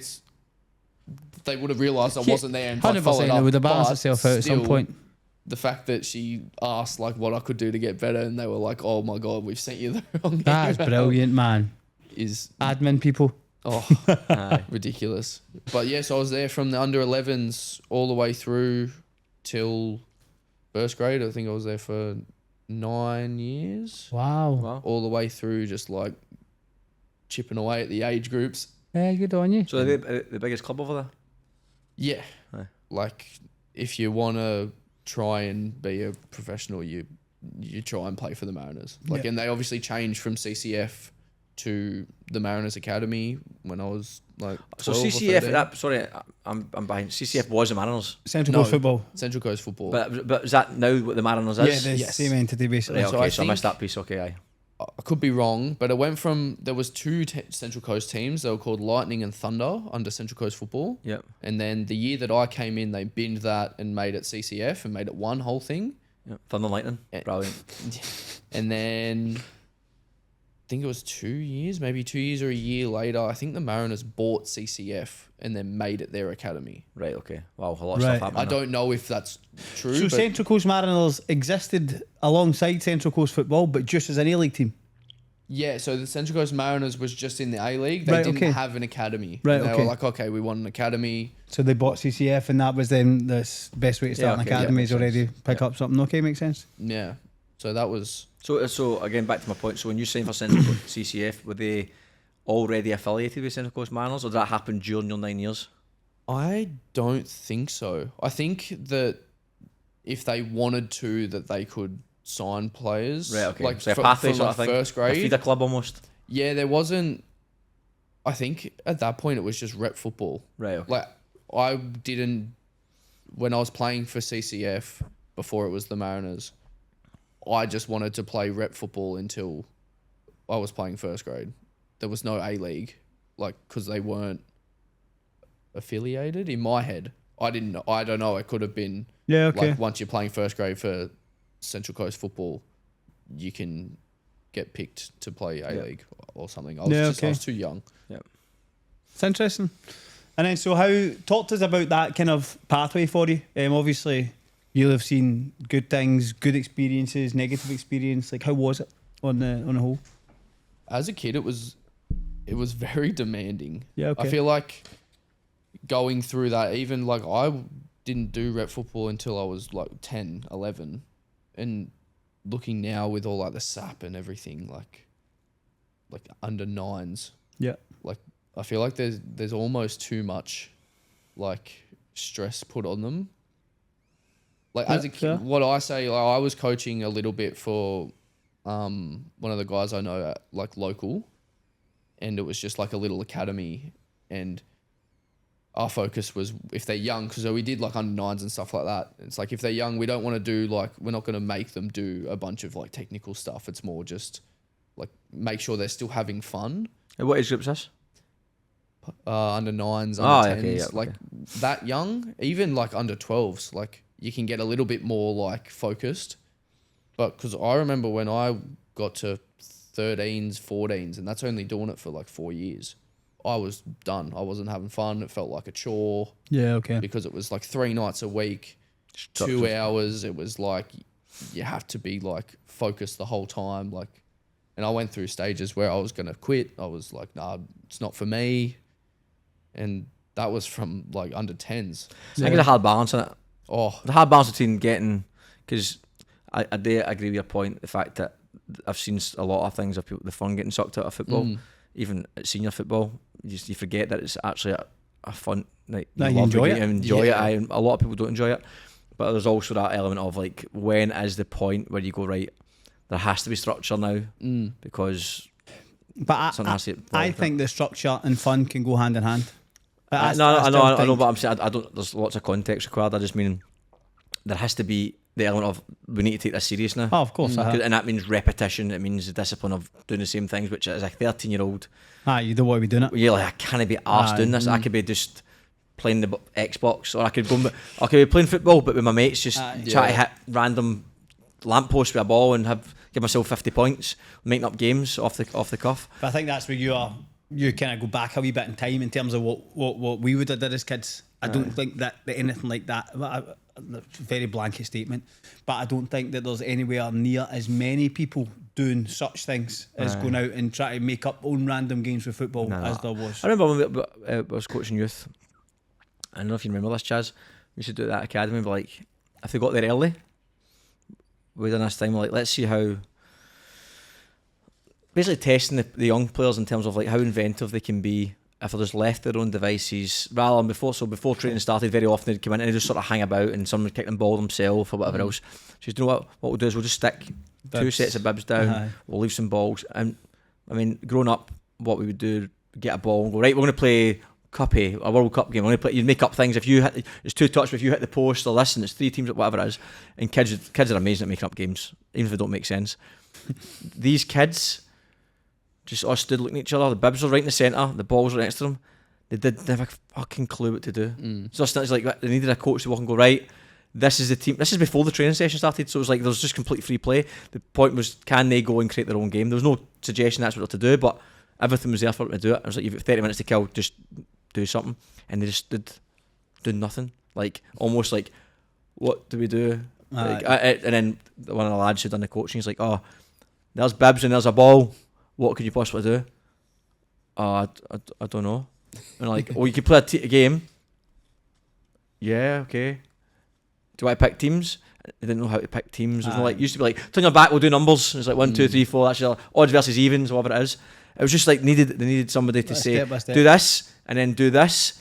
Naturally, like, even when we played football, we'd be like, stand in that cone, go over there, be here by 3 o'clock. Footballers like to be just tell us what to do, but with kids, that freedom of just knowing, like that expression, I think we've lost that in society in general. Take away football, just free play has lost it. So I think it is a difficult youth sport in general is mental. The story I always go back to when I talk about youth sport, I think it's so cool, is Michael Jordan and Kobe Bryant's daughter, is it? Daughter? Who says he was playing basketball and she was like 13, 12 at the time. She's like, oh, I'm looking for some drills. What sort of drills are you doing at 12, 13, Dad? He's like, I can't remember, 12, 13, what I was doing. I'll phone Mike and see if he knows. He can't do any drills. He phones up Michael Jordan. It's like, Mike, 12, 13 sort of drills are you doing in the back, your hoop? He's like, I wasn't playing basketball at 12, mate, I was playing baseball. I mean, you're thinking, Michael Jordan became The best. arguably the best ever at sport, and he's playing baseball at 12. Not to say that you have to obviously be, there's a lot of stats as well, but what academy you're in, what environment you're in makes a massive difference, but there isn't any true pathway. Do you know what's the absolute worst, by the way? What? See, if you get something lost or damaged, especially in business-wise, and then you're not insured, it's brutal. I'd recommend insurers. You can jump online, insurers.com.au, and get a free quote in 30 seconds. Or you can visit the link in the description box below. There isn't any. You could ask 1,000 different youth coaches, and there'll be a bit of patterns in terms of like foundational stuff, but what they believe is the best way is going to wildly vary. For me, it's just time. It's time spent. And see if you can, as you say, the fun part, right? And you look at when you were wee, the amount of time you spent playing football. And it wasn't structured. It was just you going to school early. Like, you used to go to school at 8 o'clock, I bet, just to play football. Smash a ball. I used to go an hour and a half before I lived across the road to school. I used to just smash the ball off a wall. There was nobody there for like half an hour. And smash the ball, take a touch, then you just said, can I do 2 touches and hit it off the wall? Aye. And then one boy would turn up and we just clip the ball at each other outside the playground. Wally was the best. Aye, but you play football tennis, you play 100%. all these made up games, but actually we're working your first touch, working your. That's it to me. It's shooting, time. aye. It's time spent, and as you say now, so you give kids an environment where there are 2 sets of bibs. There's a football. They don't know what to do because the only time they spend It's a is structure. when they're structure.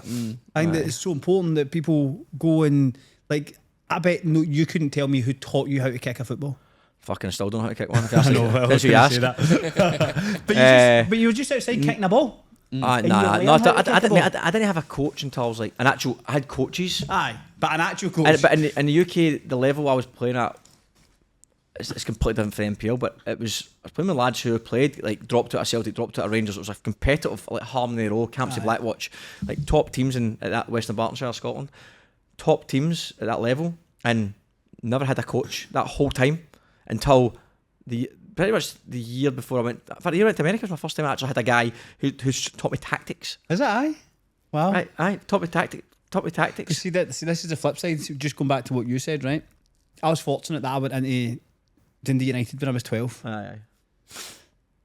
I wish.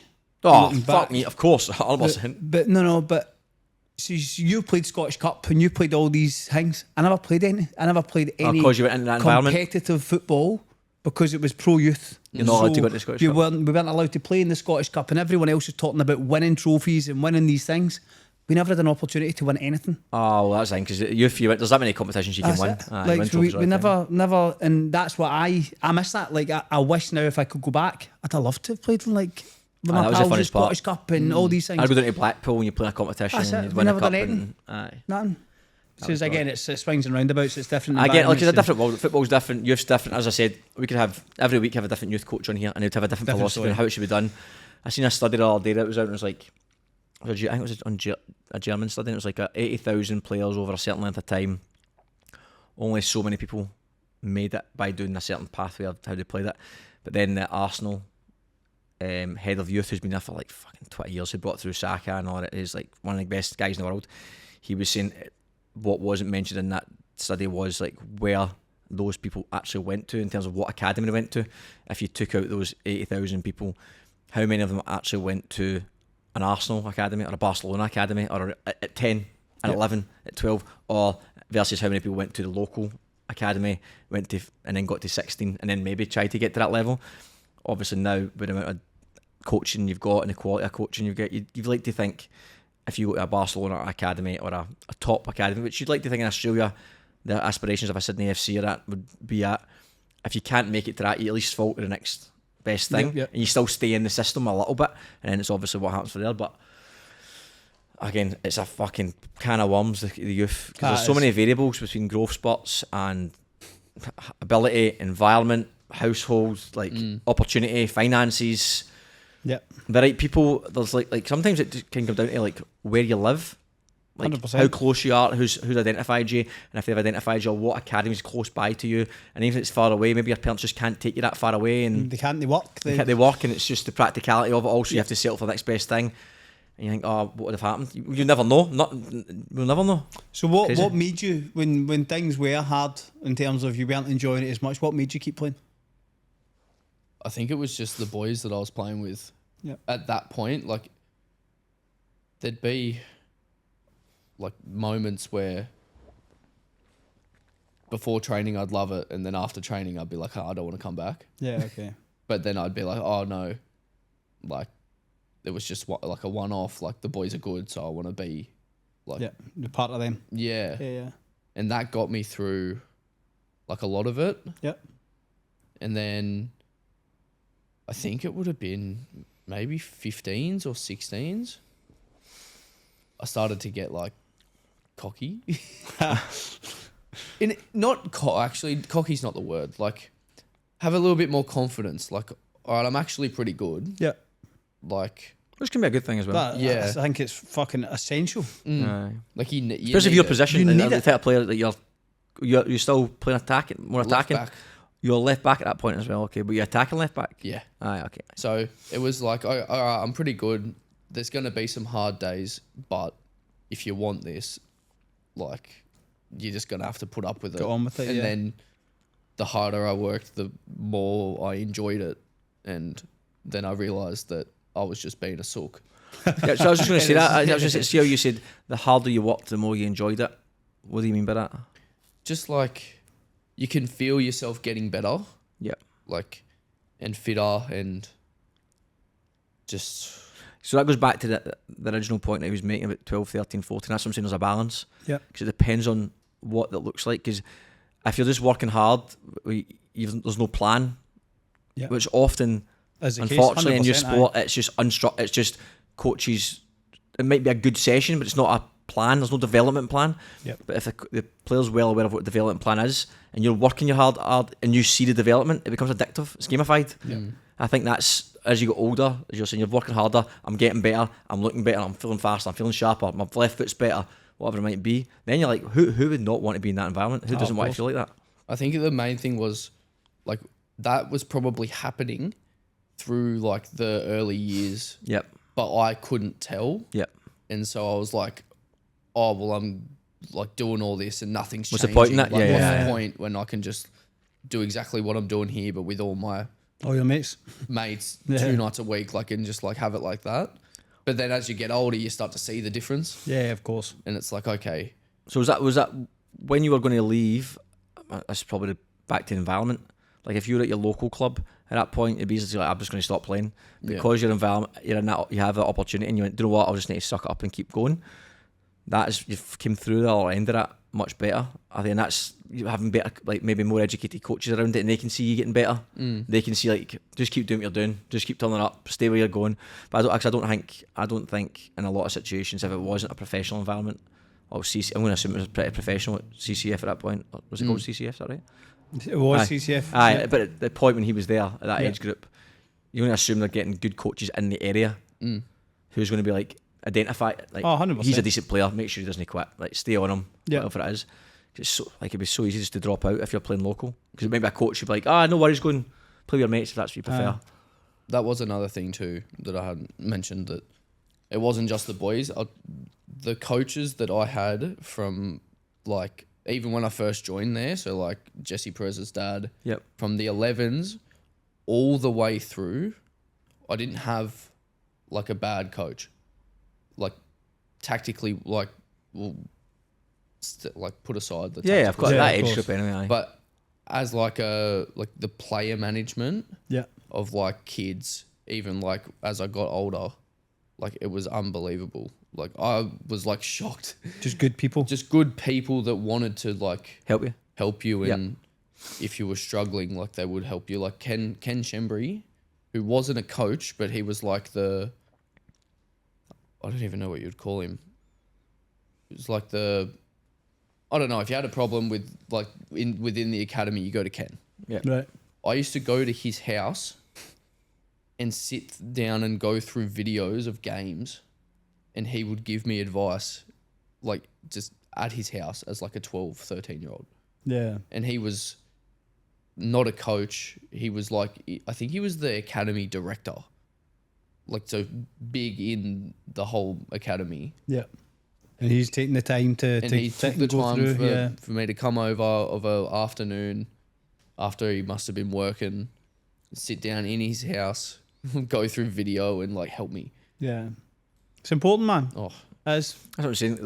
Right. You're not going to get that, unfortunately, at other clubs because they're not going to have the resources or time. So a Yeah. coach who's academy director, that's his Invest. passion, investing. He's Yeah. he's hugely invested in it as well. So he wants, like, as much as people don't believe it sometimes, like, these coaches don't care. Or think, there's very rarely do I meet a coach who doesn't care. doesn't care. They might not express it in the best way Yeah. or do things. Maybe they're a bit unorganised because of whatever else going on outside their life. But every coach, if you're in this sport, any sport, any 100%. any sport, you're first It's senior. it's time consuming. It's not like Aye. it's something you just It's do. not, and let's be honest, it's not exactly the most well paid Oh, of fucking course thing in the not. world. So you spend a lot of time with your family. 100%, man. And most people, especially in your space, are doing it because it generally there's nothing more satisfying than seeing somebody improve that you've been 100%. working with. It's the most satisfying thing ever. It's smallest thing, or from maybe a more senior standpoint, if you see a full squad, you want a tactical thing, and it comes to fruition on a game day, do a Aye. partner play, you're like, that's it. Aye. The feeling is that's worth all the shit stuff before it. So people that are brilliant, man. Brilliant. So when did you start getting a sniff of training with first team and about that kind of environment? I maybe when I might have been 17. Yeah. Yeah, I would have just started training. No, I didn't even train with them. I think I went on like a pre-season trip Right. to Tasmania with them, and that was like my first experience. How old were you? I think I was either 17 or 18. Right, I okay, don't that's quite actually. young, Yeah, I'm not too sure, but one of the two. And it was my first time like being anywhere near them, Right. and flew to Tassie, and I was lucky because Lewis Miller was there too. Yeah. So he was training. He wasn't signed yet, I don't think, but I was with him in the academy for like a few years before we both went, and so it was just me and him, and like Matt Simon, Ollie Yeah. Vazenik. Who else was there? I'm trying to think, like Jordan Murray. Do you remember him? That. Ziggy Gordon was playing. Yeah. Adam Pearce. Yeah. I don't know. Not too sure who else. I can't think of it off. Oh, I'm pretty sure Jake McGing might Right, have okay. been there too. Yeah. Yeah. But we played like a trial match, and yeah, it was so strange. And then just went back to playing NPL. Right. So Like- they kind of gave you a little taste and then put you back into your own environment. Yeah, and then every now and then I'd like go and train with them. Yeah. And then it kind of went away a little. I was back and forth a little bit. Like I got to play with like Usain Bolt, which was hilarious. Yeah, I bet it was. It was fun to watch from the Oh. outside. And but then got to verse like, I don't know what they're called in a preseason game. It's in the Chinese. It's where Hulk and Oscar and Right. Yeah, I know exactly. I know. I'm the same. Arnautovic were playing. Yeah, Like yeah, we yeah. got to like play against them, which was Shanghai. Shanghai. Yeah, Shanghai something. You're right. Hulk, China. Shanghai SIPG. Yeah, so we got to verse them, Oh wow. which was like Who did you play against directly? at first it was couldn't tell you, Right. and then Hulk kind of floated across. Brilliant. Played Which against is like- Hulk. I know. I just seen us walked in. He was a fucking beast. That boy. I was spewing too because I wanted Oscar's shirt because Right. he was like, I'm a Chelsea fan, and Right. Okay. then I was like, oh, can I have your shirt? And he's like, oh, I've already given it to someone.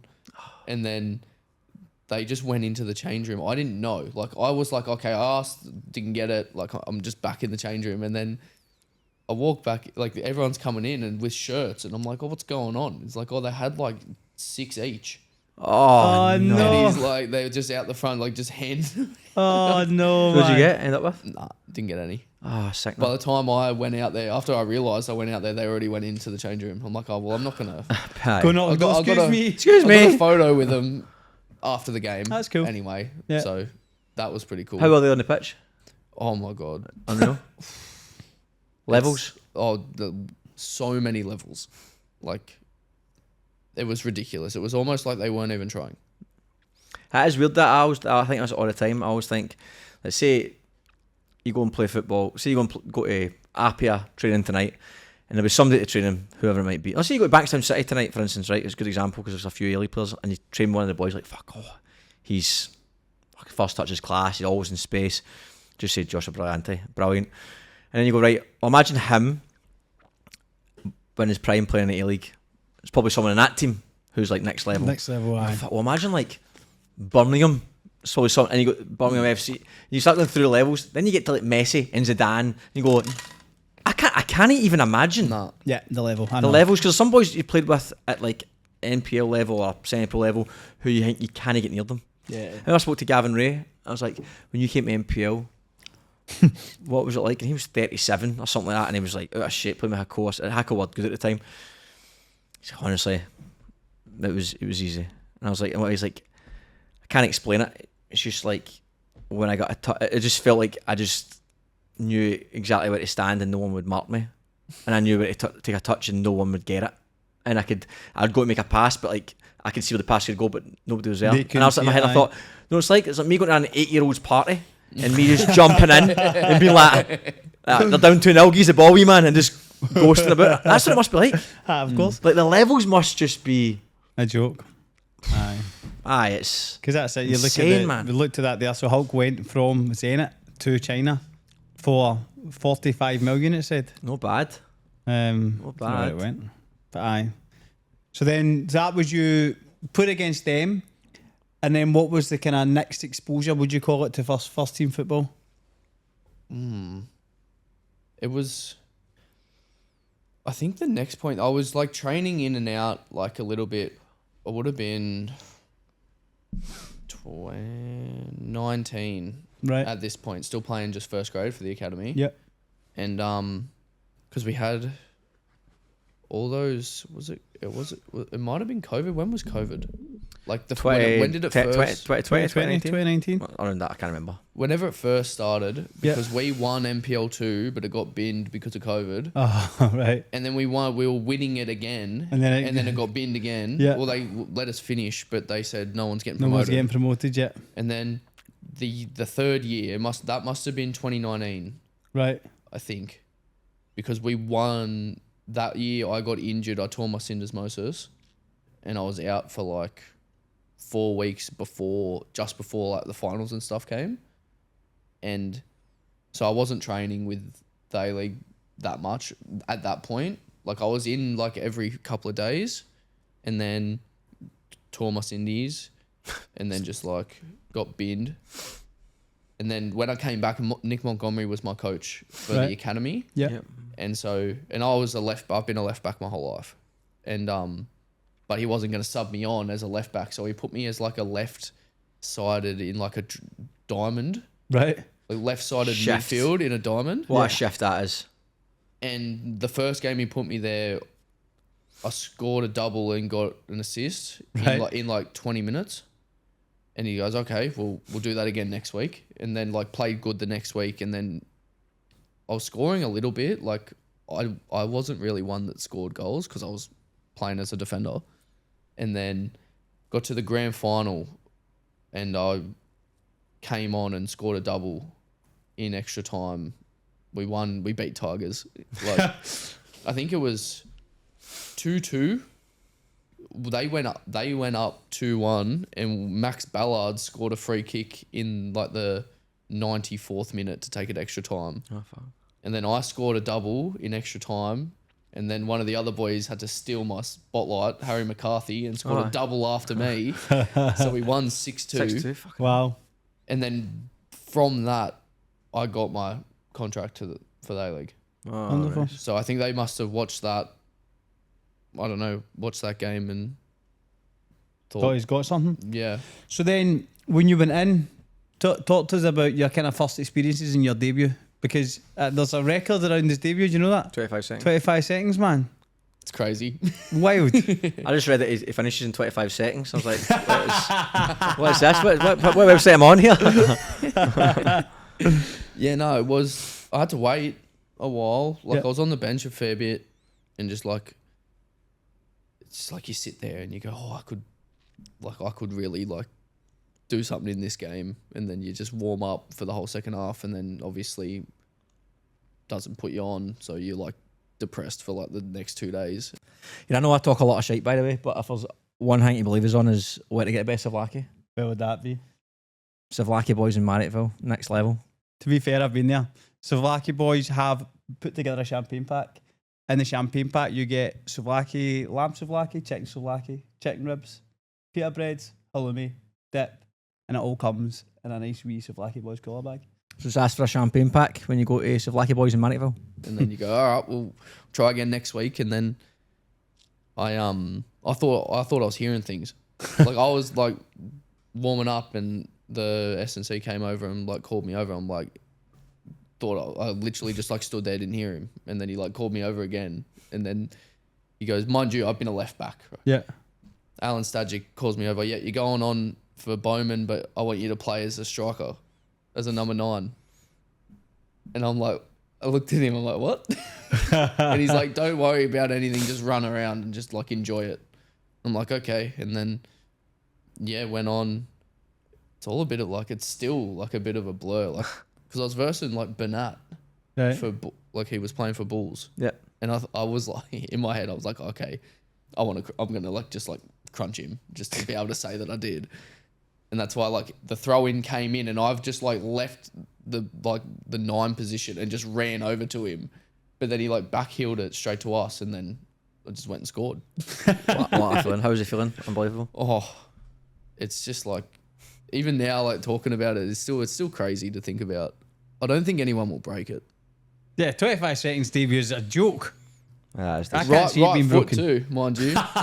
You definitely mishit it then. I did. I swear to God, if the ball went to where I wanted it to go, No go. Federici just saves it. That's But funny, I man. just hit the ball and went straight down the guts, and he's just dived down the way. Brilliant. Like, easy, wee man. 25 seconds, Toffee. boys. Aye. Easy. So then what happened? So how long were you there at Central Coast for? I was there for 2 years. And what caused you to move on? A little bit like some external factors. There was a little bit going on. I didn't necessarily want to leave. I got told some things that made me like, okay, I have to consider it. Like, they said, oh, we're not sure if we want to re-sign you. This is after I was averaging a goal every 34 minutes in the A-League. Because I was coming, because I would never start. Yeah. I'd come on and score. It was just like something. And it would always be in like the last kick of the game. Right, okay. And so I think I had... A goal every 34 minutes, that's outrageous. I think I ended up with 6 goals in 8 games Wow. at the back end of the year. And I got told, oh, we're not sure if we want to re-sign you. I'm still on a scholarship at this point. We're looking for someone who can do it every 25 minutes, Yeah. unfortunately. Yeah, they're like, we're not sure. Can you play NPL as like we'll see how you go. Right. And I'm like, the fuck? Like, I'll do it because I don't really have anything else. Like, I don't have an option. And then I heard, I also don't know how true this is, but I heard that they were thinking that they'll sign me, but see how I go during preseason. And if they're not like happy, they're gonna loan me out to Malta. Right. And at the Do I time, go NPL or Malta? What? That's Yeah. bizarre. What a bizarre option. so I was like, oh well, I'm not prepared to go like overseas. Like outside of football, there was stuff going on there. I was like, I can't it's life, go. of course. And so I'm like, well, my only option right now is to play NPL, kill it, go to preseason, kill it, and just cement a spot and just like cross my fingers and hope. Yeah. But then Perth reached out and spoke to Ruben Zakovic at the time, and it all sounded really good. They wanted to sign, but one thing about like for me, I was always on a year contract, so be really good until like 2 months before the season's done, and then you start to shit yourself. Yeah, because you don't know, of course. if they don't want me, I've got nothing. Yeah. And so he offered me 2 years. Nice. Straight away, I was like, okay, don't really care what else is involved. Like that's like the stability that I wanted, and so I ended up just taking it. Very good. And how was that as an experience? Yeah, it was a tricky one. It was away from home. Basically got told I wasn't going to play after the first round. Why?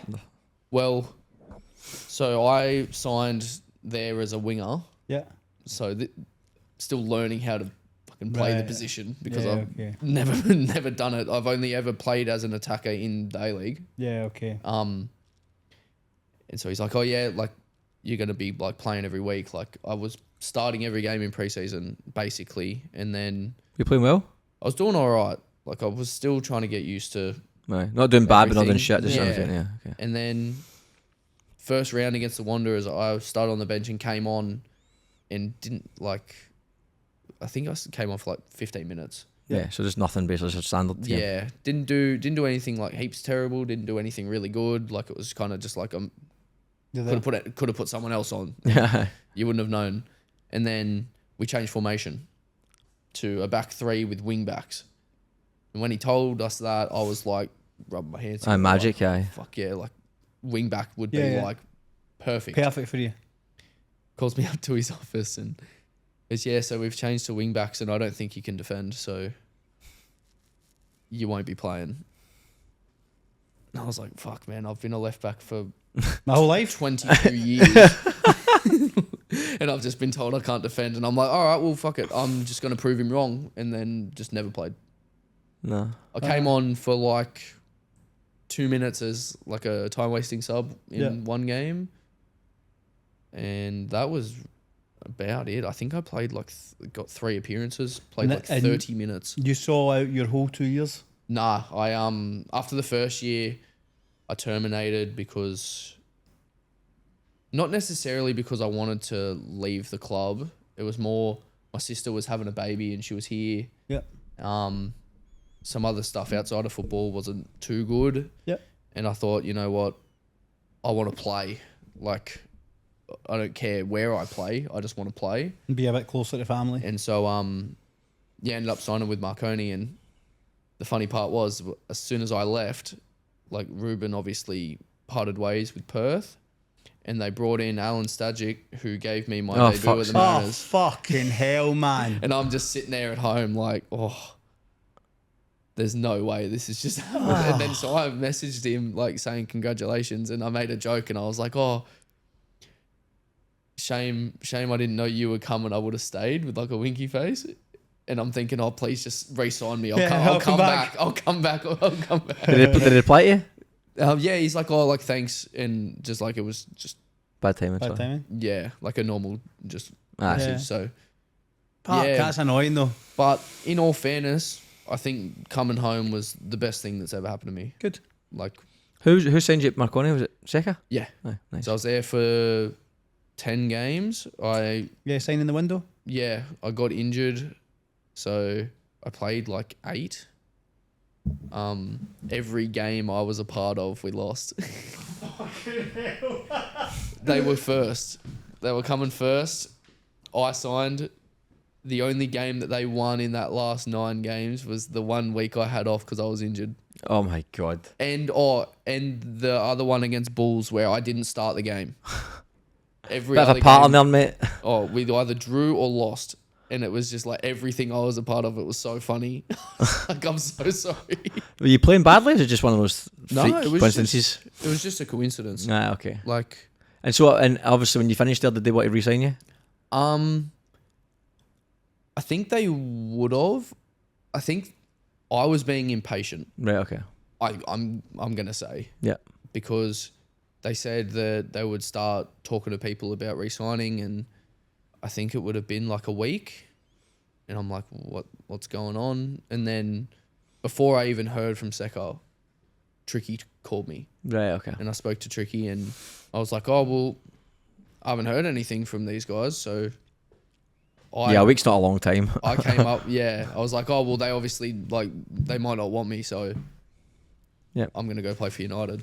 And I messaged Seca after, I'm like, I'm just letting you know that I'll be like finishing up here, like thanks for everything. And because I played with Damo for like years, so I know like Damo and Seca pretty good. Yeah, okay. And that's it. He was on the podcast as well, man.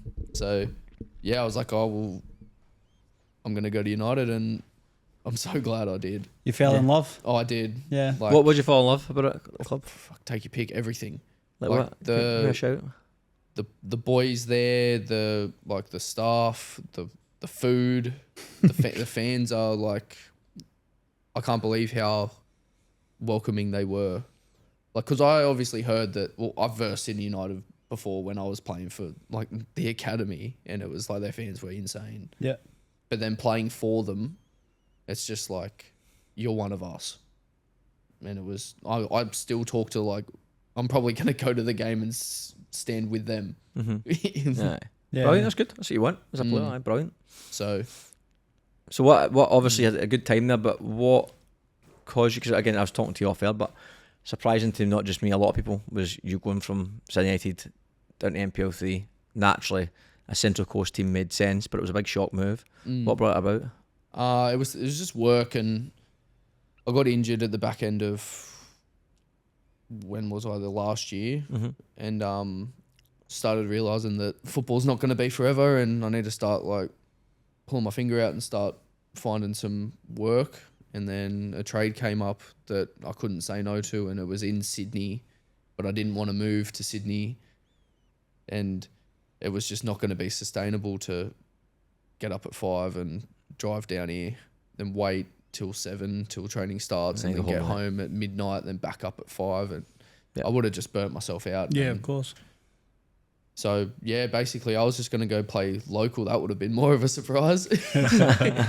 And then the GM at United reached out and went and had a chat with him, and I liked the vision. It was like, come in as like a senior boy. There's a lot of young kids there that are eager, that want to get better, and it'd be good to have like me and one of the other boys, Cade Marpu, who's been there since the team started. Been there since that, like when I first signed at Rydom. Oh, really? That long, aye. I think he's been there for 8 years. Yeah. Oh, fair play. Like I love that. That's good. And so to have like us two as like the senior boys, and just have like these boys that just run all day and that want to get better, and they're really fucking good, man. Yeah. You said that, yeah. A lot of good young boys. Obviously, you had a bit of a tough start to the season, and you reckon that you are changing, playing Marvin Gaye Sexual Healing on your playlist was the reason for the turn in fortunes? I'll tell you what, you're not far off. I think the turning point was the Sydney Olympic Cup game. Right. Because we went into that so confident. Oh, really? Like that we could do a job here. Like they were obviously not doing too good. Like I think they were still bottom at that point, and we were fucking bottom too, but we were like, oh, you know what? Like if nothing to lose, man. Yeah, and we actually played really. I think we deserved more from that game. Yeah, like we missed 95th minute. We missed a shot from, I think it hit the post to make it 2-2. Yeah, and but then after that game, we're like, okay, if we can compete with these guys and they're up there, then we've got nothing to worry, like nothing to fear, and we should be more competitive. And I think it like flicked a switch.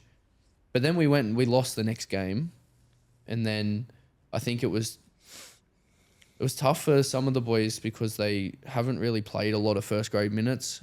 Like it's a lot of their first years playing men's football, which I remember what it was like for me. It was it's tough. fucking very tough. And so we changed, Shannon Cole, the coach, changed trainings on a Tuesday to no tactical, no coaching. There's 2 teams, there's a bunch of mini games, and you're just going to verse each other and compete. Brilliant. And that was it.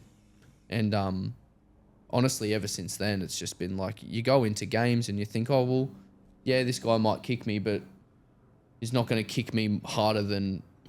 He kicked on Tuesday night? Yeah. Yeah. Like there's one of the boys...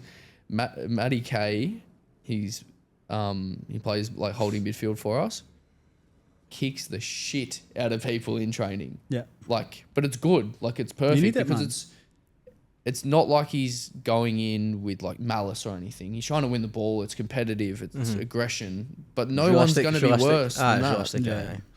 And we changed the music. I just changed the music. Yeah, we were Like listening Marvin to Gaye up top. Michael Jackson now. Michael Jackson. Oh, we play a lot of that as well. Let's put a lot of that in the changing room. We went from house music to MJ and like Earth, Wind and Fire, a bit of 80s. A lot of our tunes in the changing room is all Michael Jackson, and it's just all like there's not a lot of house music or anything like that. Aye. I don't mind it. I quite like it. Much better music, man. I mean, I don't know if it's better. I mean, it's as good. Depends on the mood you're in. Depends what mood you're in. I don't want to go to a house party. I actually think that often that training can sometimes become too much the other way, and you don't do a lot of that competing and playing games and winning, and there's a lot of time spent doing tactical stuff, and obviously it's got a place, it's needed, but I do think that's important, is that you have training sessions where you turn up and it is like, tonight you're in a team, you need to fucking win, and then it just subconsciously prepares you for the weekend in terms of the battles, the individual battles that you'll face in a game. So with Central Coast, mate, do you see, you're only 25, you said, is that you going to keep yourself in Central Coast? Yeah, for as long as you can remember. I think the there's a few things I want to do at the club still, regarding just like the club as a whole. Like we've started doing, like we did a club day against Greenville Rage, where we got from the under 9s all the way to the under 18s, the whole club there for the first grade game.